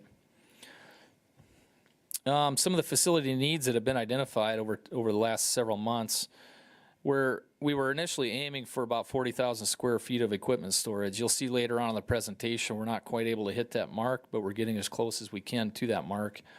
There's currently just over 13,000 square foot of equipment storage, and that comes from these 3 westerly buildings and that 1 north building. Material storage needs, we're kind of shoehorned in here on this little parcel of, I think, was it 5 acres, Rob? Is that correct? Roughly 5 acres. So the room for stockpiling like millings from our mill and overlay project, or stockpiling a bulk amount of gravel or other sand or other material needs. We're pretty limited on what we can do on our site. Admin space, the office space, we estimated about 6,000 square foot need there. We're currently less than 4,000 if you consider what's being used as storage versus office space in the current admin building. And let's see, to upgrade this site's obviously really not much of a logical option, I guess I would say, in my professional opinion. It's just aged enough, it's small enough, there are enough needs and issues with HVAC and lighting and restrooms and ADA access, and really it boils down to size though. There's just simply not enough room on this site to upgrade it in an effective manner to serve the city well for the next several decades to come. So what did we do with that information? We first entered into a contract with JLG back in October of 2021. So that's been 2 years ago already. My time flies when you're having fun, Mike, right? And that initial contract, part of that was to vet some of the different locations throughout town where a street facility could be located. This is a map of city land that's located in various locations throughout town. These flags indicate locations that were considered for the new street facility. And the one that rose to the top was the one, of course, that we purchased. It's along Highway 20, the old Stockyards site that we bought 27 acres worth of land in order to carry out this project. As we go on to that timeline, October through November, that's where we're talking about that pre-design study, what sites were the best, which ones seem to be serving our needs the most as far as location, access to a highway, all these things that help benefit the function of a street division and street maintenance activities that they perform. Again, that 27 acres along Highway 20 is what rose to the top. So we procured that land to the tune of $1.2 million. And carried on with the architectural contract with JLG. That initial one was just for a $15,000 introductory phase to site the location. And then now we're currently, as of last April, under a full design contract with JLG. So April through August of last year, we started the schematic design of a new street facility, what that's going to look like, how we're going to site these buildings. We determined that using this south 15 acres kept us congruent and whole as a entire site in our operations and the needs for the space and the stockpiling and the things of that nature. Also took into account the extension of 10th Avenue and how that would impact the site layout. So we decided to stick with the south 15 acres and have since progressed the layouts from there. Now since August, we also entered into a contract with RJM. They are our construction manager at risk, our CMAR. They're working closely with JLG on cost estimates and design components. And as we carry out the rest of the design process here, RJM will remain instrumental in that process as the construction manager at risk. They have a fee that's set and a pre-construction fee in their contract that's all been set in place as of August of last year. So moving us forward in that timeline, since August of last year through April of this year, we gave a consideration of what a city service center might look like. If you remember, August of last year was about the time we got back the Wells Fargo remodel bids. We rejected those bids based on how high they were. We hit the drawing board on some other alternatives or options, and that included what it might look like to plug a city administration building into the new street maintenance facility and have a city complex of sorts, or a city center. City center is a pretty popular term that you hear used in other communities. So with that information, we of course had to have JLG veer a little bit off course and entertain what that might look like. They provided some cost estimates, they provided some preliminary layouts for us, and worked with us very well through that little bit of an off track from just the street facility. And that occurred all the way up through about April of this year, spring of this year. Then moving on ahead, since spring of this year, we've been cranking out. We've been back to now just the street facility.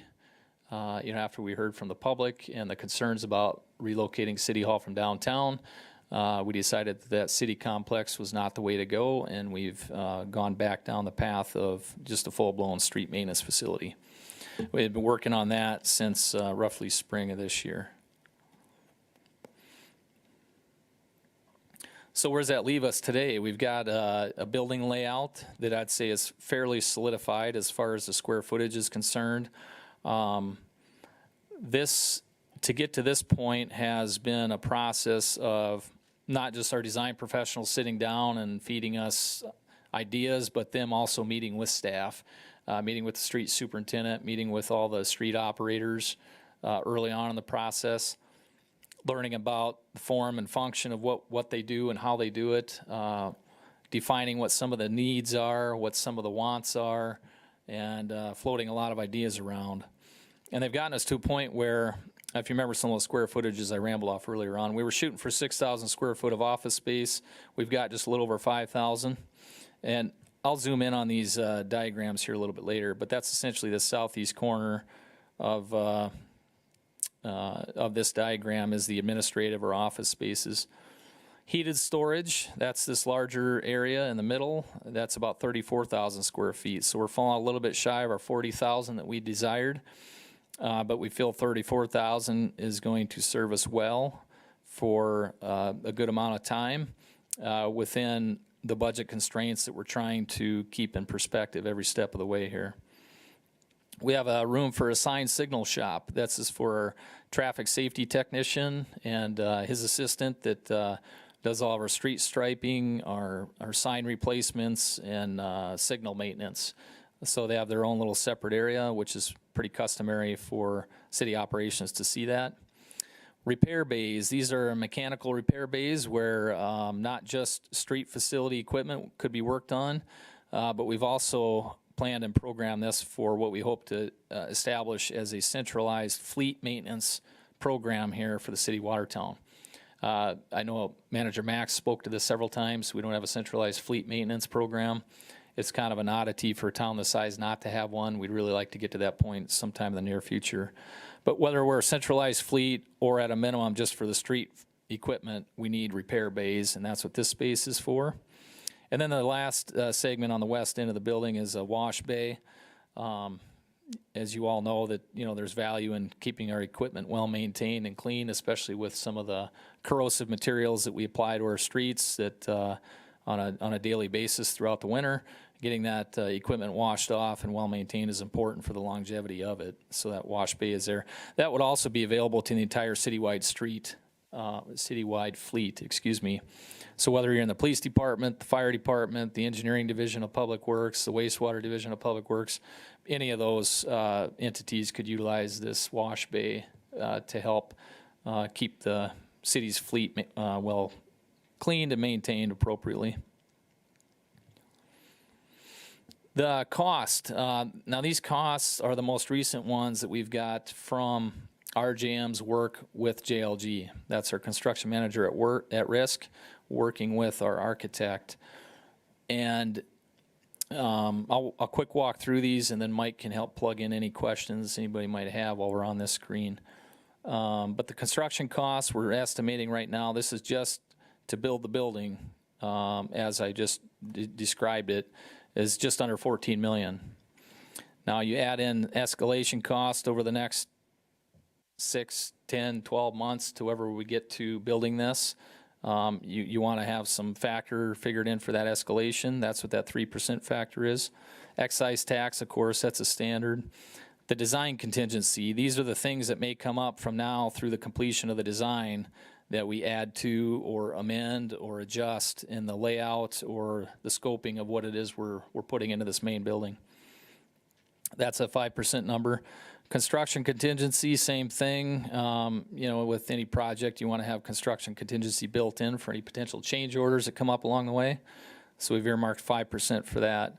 The contractor's fee, that's what I indicated earlier with the CMAR. That's set at a 1.95% rate. So total construction costs come to about 16.25 for, again, just construction costs with the contingency dollars that are needed to carry out a project like this.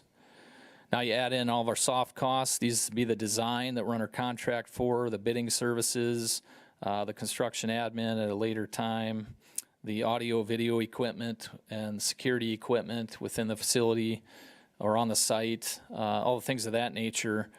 That's driven by percentage as well, and that's set at 15%. FF&E, furnishings, fixtures, and equipment. These again are common to have budgeted as their own line item in a project like this. We set that at 5%. Owner contingency at 3%. And again, that's just all the more breathing room. And future development, this number here includes the construction of 10th, which is already under contract, the water main extension that's already been performed and we have to reimburse municipal utilities for. But this is for some of that ancillary site work that needed to be done in order to sustain our development. So total project costs as it sits today with our most recent estimates is just shy of $22 million.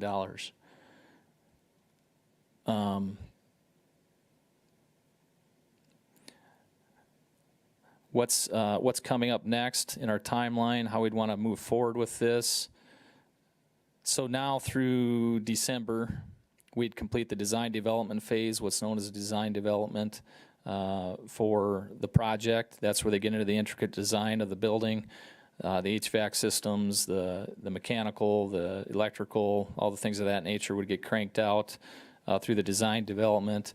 Also this fall, we'd want to finalize a funding plan. What we don't have for you tonight is hey, it's 22 million and here's exactly the ABC funding revenues we want to build this thing with.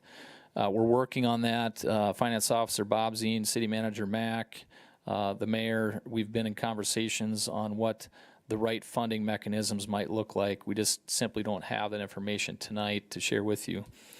And then late winter and to the spring, we would establish, get the construction documents finalized with JLG, and we'd start bidding some of the long lead components and then bid out the remaining components, again, under the CMAR project delivery method. Spring of '24 through July is when we're slated to have 10th Avenue constructed. Again, that's under contract already with Dunick, and slated to start as soon as they can in the spring, if not yet later this fall with some minor work. June 24 through fall of 25 is when we estimate getting building number 1 fully erected and constructed and usable. I say building number 1 because, wait, there's more. On this site, here, let me pull up another set of plan sheets that better demonstrates. Here's the one I was looking for. So we're calling this building 1 phase 1. It's essentially what we'd like to get done up front, along with, you know, the necessary site work, the parking lot, the private access, and things like that. 10th Avenue, like we've discussed. But building 1 is really the essential, that $22 million that I just showed you the estimate of, that we want to get complete. That gets the street division out of where they're at and into a facility that's 110 times nicer than where they're at right now. Some of the ancillary or future stages would include a cold vehicle storage area, along with a brine mixing room within that same shop space, and then a salt sand shed. These we feel we could budget for in subsequent capital improvement plans. Salt sand shed, I think, was couple million bucks, and storage was about $3 million. Not huge dollar amounts, but that we feel that we could plug into one of the next, 5-year CIP budgets and carry those out at a future date. We simply did not want to throw everything into this at once and say, let's bid it all and get it all done, because we know it's the financial feasibility of that right now today is we don't feel is going to accommodate getting it all done. That's why we're focusing on building number 1 and trying to get that accomplished. Director Von Hy, Yes. has there ever been any consideration, I mean, you're talking like the future of those 2 other buildings. Has there ever been any consideration of taking some of the buildings from the existing street department and just transferring them over there? I mean, if all it's going to be used for is storage, I know that you don't want an old building with a new one, but it would definitely get you somewhere for a few years. Yeah. Short answer to that is no, we've not put together any cost estimates. I think there's probably one of those buildings that would be salvageable or that we would maybe want to entertain relocating. Perhaps 2 of them, but that's something we could definitely look into as far as the age and the cost to do that. The other factor is the likely buyer of that land, depending on when that happens, whether they have interest in any of those current buildings or not, might come into play as well. I do have a few renditions, and then we can circle back to any questions, unless anybody has any right now.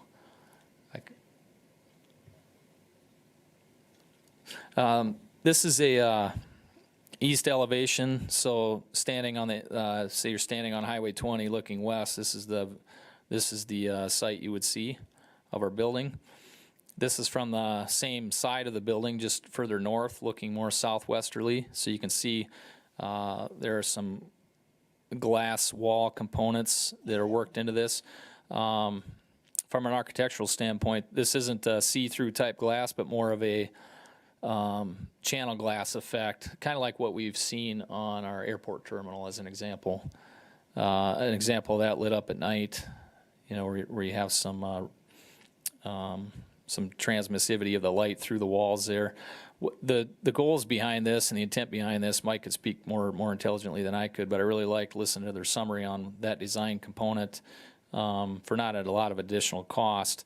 But the light that would let into that equipment storage area, the natural light and the heat that would bring to the building and the facility, I think is a great architectural aspect of it.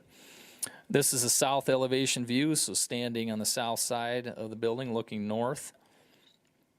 You'll see the admin building off to the east that would front the highway. And then the equipment storage doors, these first 3 doors would be the equipment storage. These next 2 would be the repair bays, and then the last on the west end would be that wash bay. This is looking from the southeast corner, looking northwest. Again, you've got the kind of the gem of the facility accented here through the admin space. It's welcoming. It shows the public where they need to come if they need to visit the street facility for any reason. This is the same building, but on the east side, looking directly west at it. And this is on the south side of the admin building, looking straight north at it.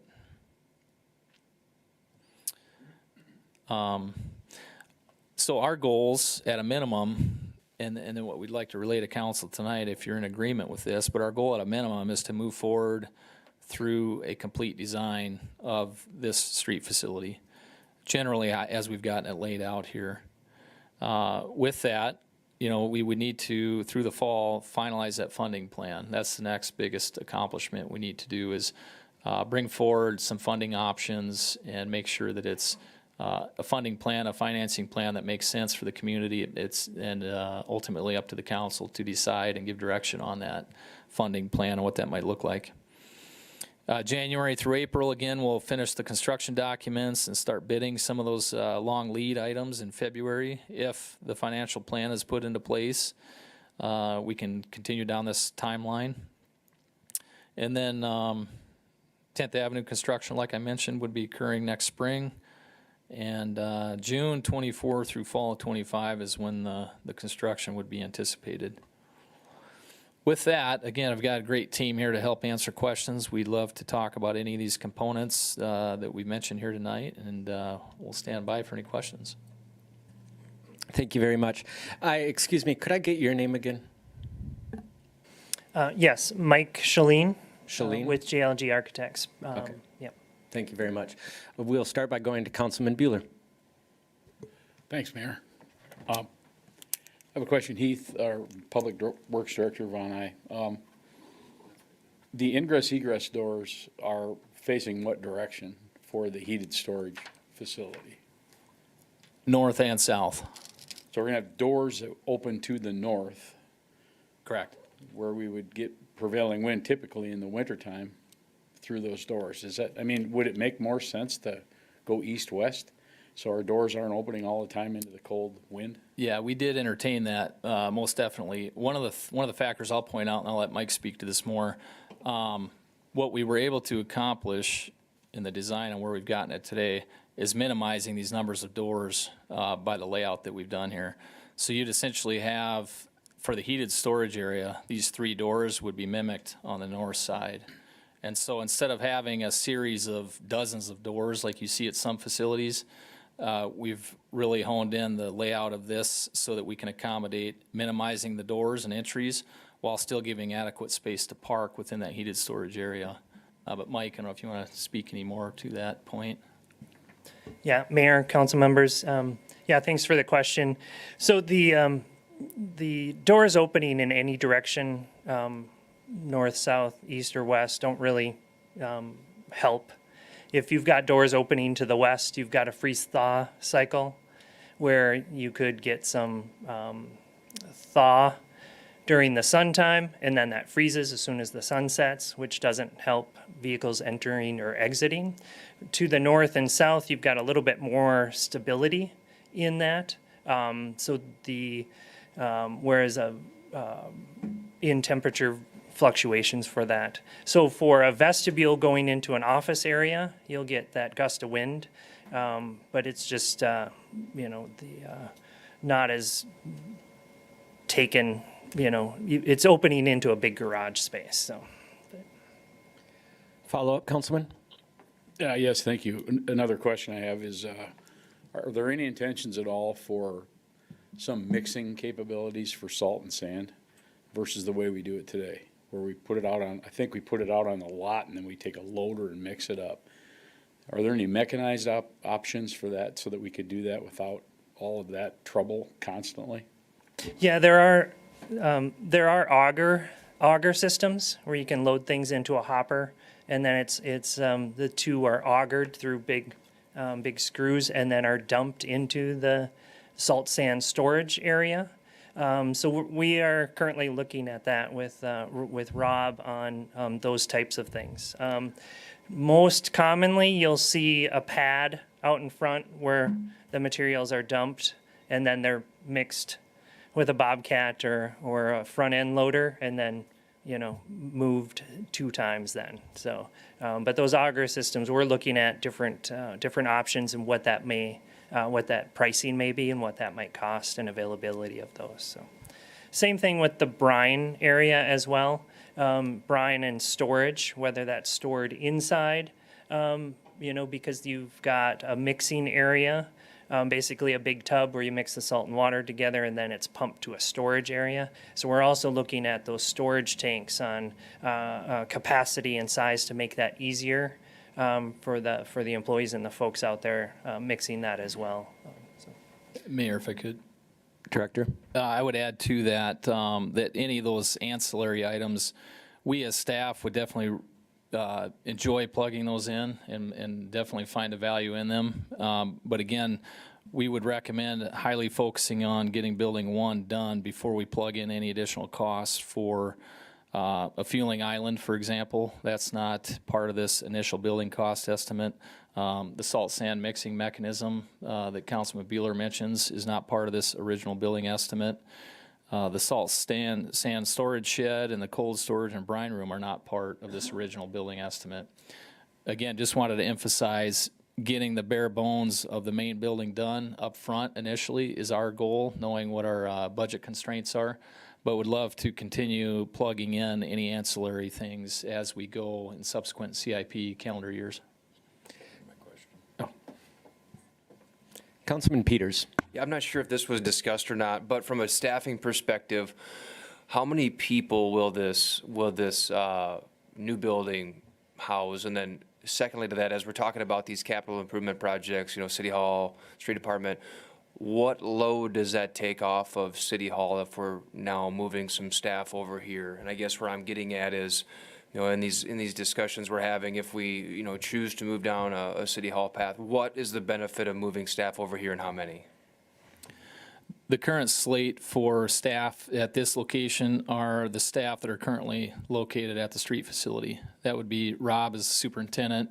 He has one assistant. He's got a foreman that's got an office, and the sign and signal technician that has an office. That would be the office space. We did add one additional office here for the Public Works Director to land on occasion. But other than that, the other space you see identified in the offices are break room, shower rooms, locker rooms, and things of that nature for the 15 crew members that otherwise operate the street equipment. To your point, Councilman Peters, generally speaking, and I know this is before your time, but that's exactly some of the concept of what a city complex was going to look like. Whether we moved, at that time, the discussion was to move the entire City Hall out here and gain some economy of scale of building out this admin space for the entire City Hall function. Since then, we've not revisited any other combination of housing other staff out here at this point. Follow up? Yeah, thanks for that, Public Works Director Von I guess I wasn't getting to the joint facility more so than I was, when I'm seeing a $22 million building, it'd be great if we could try to, put as many staff in here in a new building as we can, I guess is my point, more of a comment than a question. City Manager Mack. I can speak to that a little bit.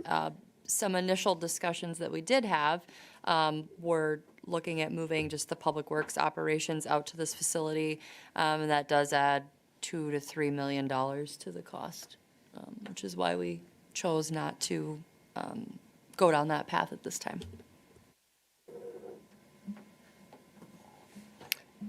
Follow up. Councilman Tupper. So for City Manager Mack, when you say that would be a $2-3 million addition, but that would someplace also eliminate dollars whenever we get around to the new City Hall. Well, yeah, you're going to spend the money one place or the other, and I think there's value in having the people who are currently in City Hall remaining in a facility. I would agree with that. Councilman Shetty. Thank you, Mayor. So as far as the structure itself, the construction of it, the material being used, I guess my question would be, what's the options? Have we gone through the options of types of material from concrete to metal to, I'm just curious, for this price tag, what are we getting and what are other options? I'll let Mike field that. We did vet that thoroughly, Councilman. Thanks for asking that. It's a good discussion. Yeah, Councilmember, we have looked at several different options based on the size and square footage. One of the initial ideas was to build the heated vehicle storage repair bays and wash bay out of precast panels with steel joists. We quickly, with working with RJM, figured that was between $40 and $60 more per square foot. Times a 40, 50,000 square foot building. So it became about a $3 million price tag to have precast panels. So then the other options we began to look at were pre-engineered metal building. with a precast or site cast knee wall that would be about 3 to 4 feet tall, enough to take that abuse and take the bumpers, something that you could rest the plows up against and not damage the metal columns and the metal skin that make up the pre-engineered metal building. So the big white box that you see, basically we're looking at what colors and what materials that might be in a metal panel, but it's an insulated metal panel over a pre-engineered metal building. Something that you would typically kind of see in this type of building or an aircraft hangar, something like that, with a 3-foot knee wall. The office area is more of your traditional building, so it's got columns, beams, and joists for that between 5,000 square feet area, because it's a 1-story, standard height. There isn't a second story or anything on there. That's a standard height, whereas we're looking at between 20 and 24 feet of height in that vehicle storage area. The pre-engineered building becomes our most economical and most feasible. In doing so and taking a look at those different variations and studying some of those, we did take some tours during this summer to take a look at a couple of different building options, both in precast and both in pre-engineered metal buildings. So the ones we toured were in Lincoln County, Canton. We toured the Minnehaha County in Sioux Falls, and then we toured the Brookings facility. So those built a couple of years ago, one recently built, and then one a little bit older, as in the Brookings one. Both we wanted to see how the pre-engineered metal building was holding up to the time, which is the Brookings and the Lincoln County facilities. And then the newer facility was the Minnehaha County facility as well, which is pretty much almost exactly what we're looking at here. They had the knee wall. They have an 8-foot knee wall in their area with the pre-engineered metal building over the top. One thing that they did is they included the office area in that big shell. And we felt that it was a little bit more city facility-like and a little bit nicer to include that outside of the pre-engineered shell, and you'll kind of see that. And that gives us that little bit of statement. Since it's so small, it's about 5,000 square feet, it's a little bit easier to build that in our traditional area. It also allows us to easily plan for future expansions, whether that be the vehicle storage where we're adding additional column lines to the north, and then we can skin those by taking off that north skin and continue to add additional square footage there should you need it in the future. And then the same thing with the office area. We played with the office area quite a bit to allow for additional expansion to the north by allowing that break and lunchroom in the middle. We could have 2 different kind of options of offices kind of congregating together in the center for that break room. So we're trying to leave that area on the east side there available for expansion. But that gives us our material choices. As far as kind of getting into the color, the look, and the feel, the renderings you see are our first pass at kind of coming up with a color palette that might fit. Now those will go through a couple of different variations of as we pick out metal panels and as we pick out some of the concrete colors and some of those lighter areas. But we've generally kind of, through some case study analysis, kind of honed in on kind of a warm tone, kind of neutral color in the browns and the tans. That kind of seemed to resonate with the staff and some of the things that we were looking at. So those things can kind of shift a little bit depending on availability and colors. And we'll bring color samples to subsequent meetings to kind of hone in on some of that. But Any follow-up, Councilman? Councilman Peters. Maybe a question for Director Von Ay here. let's say when we go through the budgeting process, everything looks good and we give you guys the green light to move forward. What realistically is the timeline from breaking ground to completion of the phase that we're looking at here? And add on to that, moving from the current street facility to here, realistically, when would it be built and when could you start operating out of it? Great question, Councilman Peters. The timeline would look like breaking ground early summer next year, around that June timeframe. That's about how much time we would have now to get the design completed and get things out for bid and award contracts by June. So we'd be breaking ground by then, and of course, we can't turn around the build on this thing in 6 months. We'd love to before the end of '24, but that simply wouldn't be feasible. So we're looking at rolling into the 2025 construction season as well. So likely into the fall of '25, when things would be complete, we could have everything moved over in here, hopefully before the winter sets in 2025. Follow up, Mayor. Follow up? This might be a loaded question, but if we find in the budgeting process that we can commit to $22 million, and we find out later that the costs on this facility have gone up, say, 10, 15%, what could be removed or downsized? What's the first thing you guys would look at to make this more affordable? And I'm not looking for a long explanation, just something quick, just for the general public to understand, what's a necessity.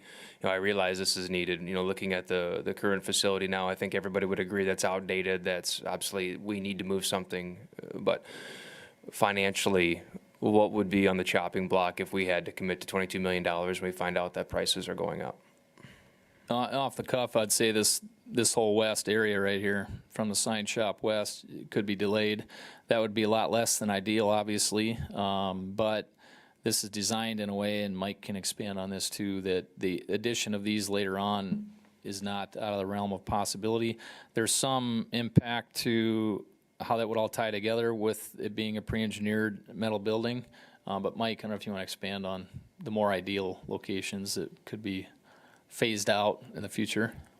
Yeah, absolutely. Yeah, thanks, Council Member, for your question. So a couple of things, Heath, if you could bring up that budget analysis. There's a couple of things that we have tried to account for in that number as well. So there is an escalation number of starting construction in the spring between, so 3% escalation numbers. So that construction cost that is noted on that first line item for the 13.8 million is RJM contacting their subs and sending out our current set of drawings and sitting down with us to figure out what's going to go into the drawings. And we've worked together in the past, so we kind of have a little back and forth that allows them to kind of price things and suggest things, and then we can note, like, we know this isn't drawn yet, but it is going to go in there. So those are subcontractor costs that are given to RGM to kind of come up with that number today. So then what we do is we add an escalation cost that we know we're going to start construction in the spring. So we've got 3% construction in there. We also know that we are not finished with the drawings yet. So between now and the end of drawings, we've got that 5% design contingency allocated in there. And then the construction contingencies, that's a little bit different. That's something that the contractor keeps in the GMP in their pocket to allow for some costs that come up during the drawings, because no set of drawings is 100% perfect. So that kind of accounts for that. But that design contingency and the escalation will get us to that spring start of construction. So we're trying to account for that as much as we can. The other piece of that is that some of the items in the soft cost line item have already been paid for or in the process of being paid for. But we include them in a complete project budget so that you have an idea of what that looks like over the haul of everything.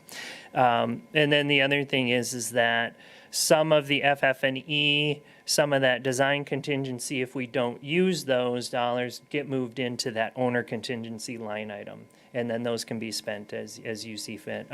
Sometimes it's a matter of, well, since we're doing this, we'd like to add a bunch more outlets. Since we're doing this, let's add a closet. There's just, some questions that can be done through there. So that's kind of the first part of the question. The second part is we're structuring the space so that those repair bays and I would say that even a little bit of the sign shop, although the sign shop bay, although it's the same size as a repair bay, could get a little bit more complicated to kind of try to get rid of that, because we've got some offices and some functions like a restroom and some of those things. There's some storage in there for some manuals. And then there's a mezzanine, a second story storage mezzanine above a portion of that. But the repair bays and the wash bay are structured completely separate so that those could be added on to if we wanted more of those areas, or added on as a alternate phase. We're also looking at some functions where the difference in price between different heating systems and things like that might affect it a little bit either way. We're trying to be the most economical while providing the environment that provides a good working environment for some of these. For example, in the repair bay, the employees in that area spend a lot of time on the floor. So having a heated floor in that area is a huge benefit, almost needed, because they're spending quite a bit of time low to the ground, where a lot of traditional heating systems don't temper enough. Things like that are coming in. And we're continuing to look at the structural system. We did a little sidebar to see if we could build the office area out of structural studs without beams and columns, and it ended up being that it's going to be manually labor intensive, which doesn't help us at all. It kind of adds to the cost. So that kind of, hopefully that answers your question in about 3 different things that we're taking a look at. So Very thorough. Thanks, Mike. Councilman Bueller. Thanks, Mayor. Public Works Director Von Eyck, where are we at right now as far as costs in architecture and design? I believe we've spent north of 200,000 to date, maybe 250-ish. And if I might ask, how are our fees structured for the architecture side of this? Contracts based on percentage of construction costs. Is that correct, Mike? correct. It's based off of that 13.8 construction costs. So the escalation, design contingencies, if those go up or down, we don't change our fees at all. So it's based on that. Your percentage is what? Construction. What is the percentage? 7.25%. Thank you. Yeah, 7.25 right there. Justin had it in the PowerPoint.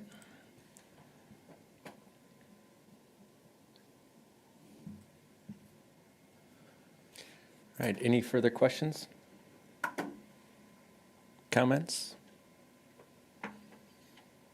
All right, thank you very much. Thank you. Thank you. I think we will continue and do recodification. So, final item on the agenda is a recodification discussion. For that, I think we will go to our city attorney, Kirko. Oh.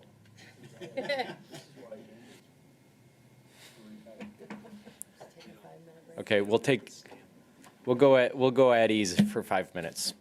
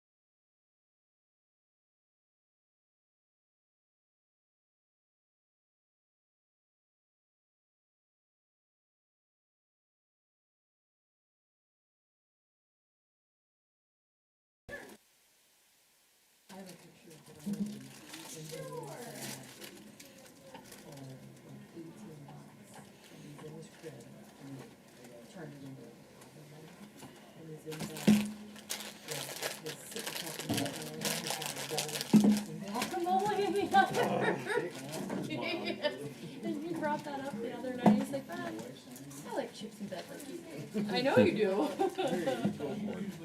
By the way, this is falling off the scaffolding. Yeah. You noticed this earlier. I did. I was like, do you throw things too? To be fair, I don't throw things. Okay. Councilman Jurens is on listen mode, but I think we can start. So final item in our agenda is a recodification discussion. City Manager Mack, did you want to kick it off, or? I would not. I will turn it over to our city attorney. Yep. So City Attorney Carrico. Good afternoon, council. Hopefully I'll make it quick, although I do not see the red line parts. Do you know how to do that?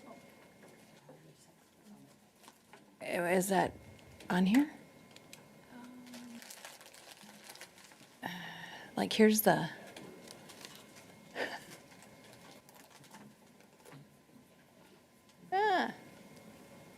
Okay, going up.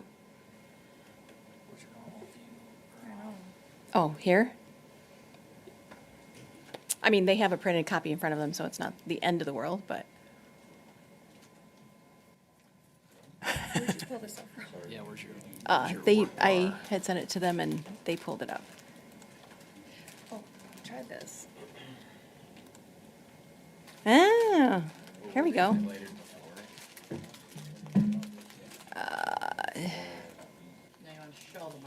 Show markup. Oh, right there. So hopefully it's there now. There we go. Yeah, Try, oh. Look at us. Ah, should be on. all right, let's go down to page 10. I think that's the first one. Do, do, do, do. Do, do, do, do, do, do. Here we go. All right, thank you very much.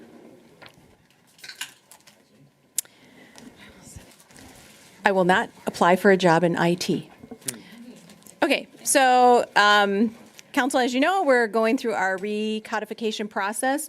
And just so you know, and I know the city manager Mack has mentioned this before, we're basically going through the different ordinances with any substantive changes. We're discussing them in work session, getting your feedback.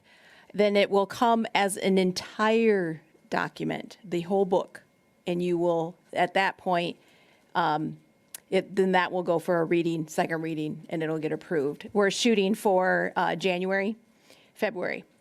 And then we will send that off to MuniCode and they, do their process and then we're good to go. So very exciting. So with Title V, which is the Building Codes and Floodplain Regulations, and I have with me Community Development Manager Hanton, to discuss, FEMA has actually requested that certain revisions be made to Title V, and so that's predominantly what was done. You have paper copies before you. The first set of changes actually happens on page 10. And I will let her at least talk about, generally speaking, what it was that they were asking to be included. Sounds good. Thank you, Attorney Carrico. So City of Watertown participates in the CRS program, which is the community rating system. And with that, then we have the every 5-year verification cycle visit from FEMA. And so they came last year and then they review, we submit elevation certificates to them from the past 5 years. They review our ordinances. We go through different regulations and policy and whatnot.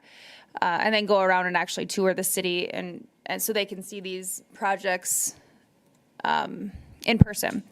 So then one of the... Did you raise your hand? Keep going. What did you do with that? I don't know what I did.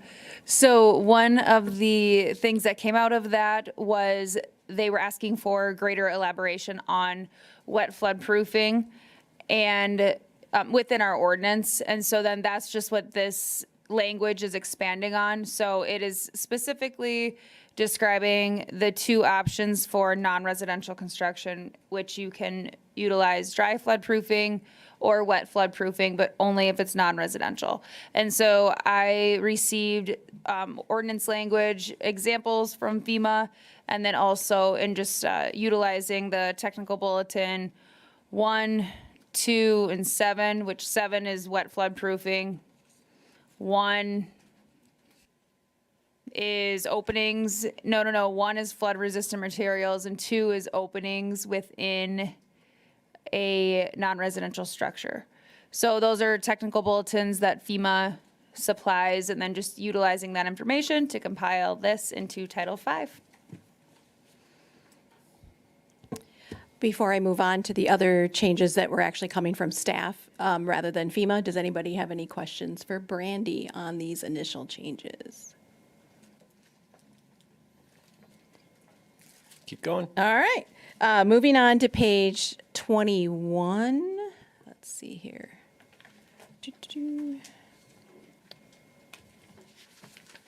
I think so. Yeah, thank you.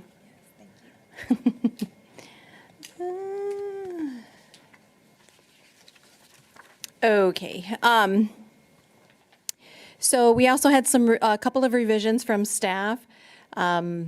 Basically, it was vetted through Justin Peterson, Community Development Manager Hanton, and Public Works Director Von Eye. As you see in 5.0303, over the summer, we've gotten several neighbor disputes about drainage and such. And so while one of these changes are also trying to make stuff a little clearer, whatever the term is, it's also meant to avoid these neighbor disputes. So one of this was basically getting more specific about driveways and how they're sloped, because we are getting complaints from citizens about, somebody does something to their land and it's affecting the water flow onto theirs. We did have a recent city ticket case that went forward, and as a result of that as well, we're seeing the need for these revisions. So in this one, it's basically literally stating that the driveway shall be sloped to the roadway, alley, or ditch with cross slopes, and in order to transmit the water to the roadway or the nearest surface water system. The next one is on page 22, so let's go down here. 5.0311. Councilman Shetty has a question. Oh, yes. Thank you. Just a quick question on that.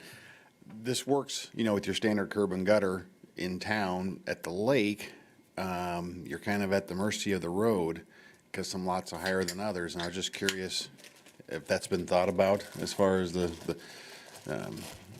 water going to the road and at the mercy of the road. I know there's. Are you coming over? Oh. I built a house one time at the lake that I channeled the water myself to a drain that I put in and then ran a pipe back to the lake. Sure. So that way, because at the road, it would run to the neighbors who were lower. But yet I suppose at this, I wouldn't have to do that. I could just run it to the road, and then the neighbor's at the mercy of that, I suppose. Sure. And also contained within this title is the requirement of getting a permit for these type of things so that the city can request surveying and documentation to understand what it is they're trying to do, even with a driveway, and making sure that, like in your situation, that we're actually having it flow to the proper, pathway, I guess is the best way to put it. So yeah, good point. And that's basically what was happening. And actually, the ticket issue that we did have recently was actually a driveway at the lake. Yep. So, yep. Councilman Yeah. Danforth. It seems like all the concerns that have been expressed to me, generally speaking, are in backyards. You'll get some side yard stuff, but most of it's in the backyards.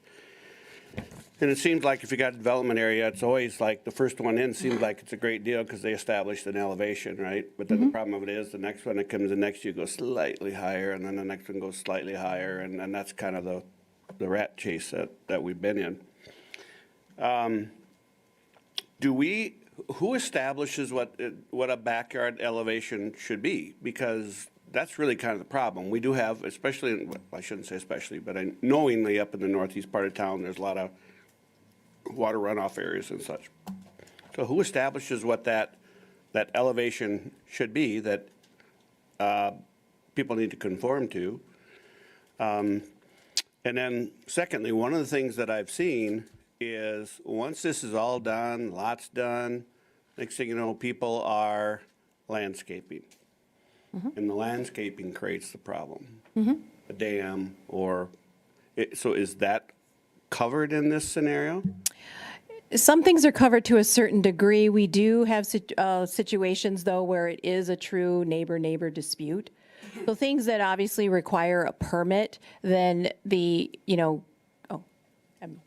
yeah, we're good. That require a permit are then being vetted through city staff in order to make sure that the internal regulations are being covered. And some of that does have to do with elevations and flow and what they're, retaining walls and things like that, which can also affect, backyards. But then to certain degrees, somebody plants a tree, and all of a sudden, or they put up something without a permit that was supposed to be permitted, then we either get involved or we tell them that it's a neighbor dispute, and then they have to take it amongst themselves. And I'll let Director Von Eye elaborate. Yes, thank you. I was just going to add to the point or the question on who sets those elevations. Generally speaking, on the subdivision plans, the licensed engineer that's working for the developer will put together a grading plan for the whole subdivision. And then they, as they go from phasing that in from a concept plan, real high level, they'll narrow it in a little tighter at the preliminary plan, the phased in planning. And then the construction plan phase is really where we get down to the brass tacks of the specific grades and elevations that are supposed to occur, not only for our roads and storm sewer, but also on the overlot grading that's supposed to occur. That grading plan then gets filed in our subdivision files in the Community Development Division, and it gets checked off as individual lots come in for building permits. And so we have a grading plan, an overlot grading plan, a building permit that's checked off against that overlot grading plan. That's how we do it today. That's not to say that's how it's always been done, but it's one way that we've implemented a process that helps prevent some of those issues from occurring. Now, you, of course, threw the wild card in there when you mentioned landscaper, because that truly is the wild card. Once the landscaper comes in and the landowner directs them to do something that doesn't trigger a permit, it is truly comes down to a civil matter between a landowner doing something that impeded their neighboring landowner, unfortunately, at that point. Okay. The last one that was revised by staff was 5.0311, which is water nuisance on sidewalks, basically trying to alleviate people and their sump pump hoses and basically putting it out onto the sidewalks. And that you can't cross the sidewalk with your pipes. The other, I'm sorry, any questions on that? And then we're almost to the end, because now we're on just what MuniCode suggested. So in the review process, they asked us to move some things around in a different order. So you'll see that in the final version. It was just things like putting the general regulations at the top, then definitions, such like that. But one of the things they suggested too of moving around was, let me see if I can get down to it, here we go. This thing with petroleum products is moving this to our title regarding either fire or health regulations. So this title, when you get the final version, will be moved. Consulted with staff and they were good with that, thought it was a good idea. And other than that, like I said, we'll have a consolidated punishment section in our ordinance, so each individual ordinance will not have its own punishment section. That'll be covered in a separate title, And then all fees and fines and things that would get referenced will be a general reference to fees and fines as established by resolution of council. So that way we can just change the resolutions per year and we don't have to change the ordinance every time we change a fine. And that's it. Take it home. Bedtime reading. Let us know if you have any other comments or changes. All right, Unless there's any questions, other comments? Councilman Bueller. I have a comment. First, thanks for doing this. It looks good. I just want to point out on page 24, the density test. I think. These Oh, are- I apologize. Yeah.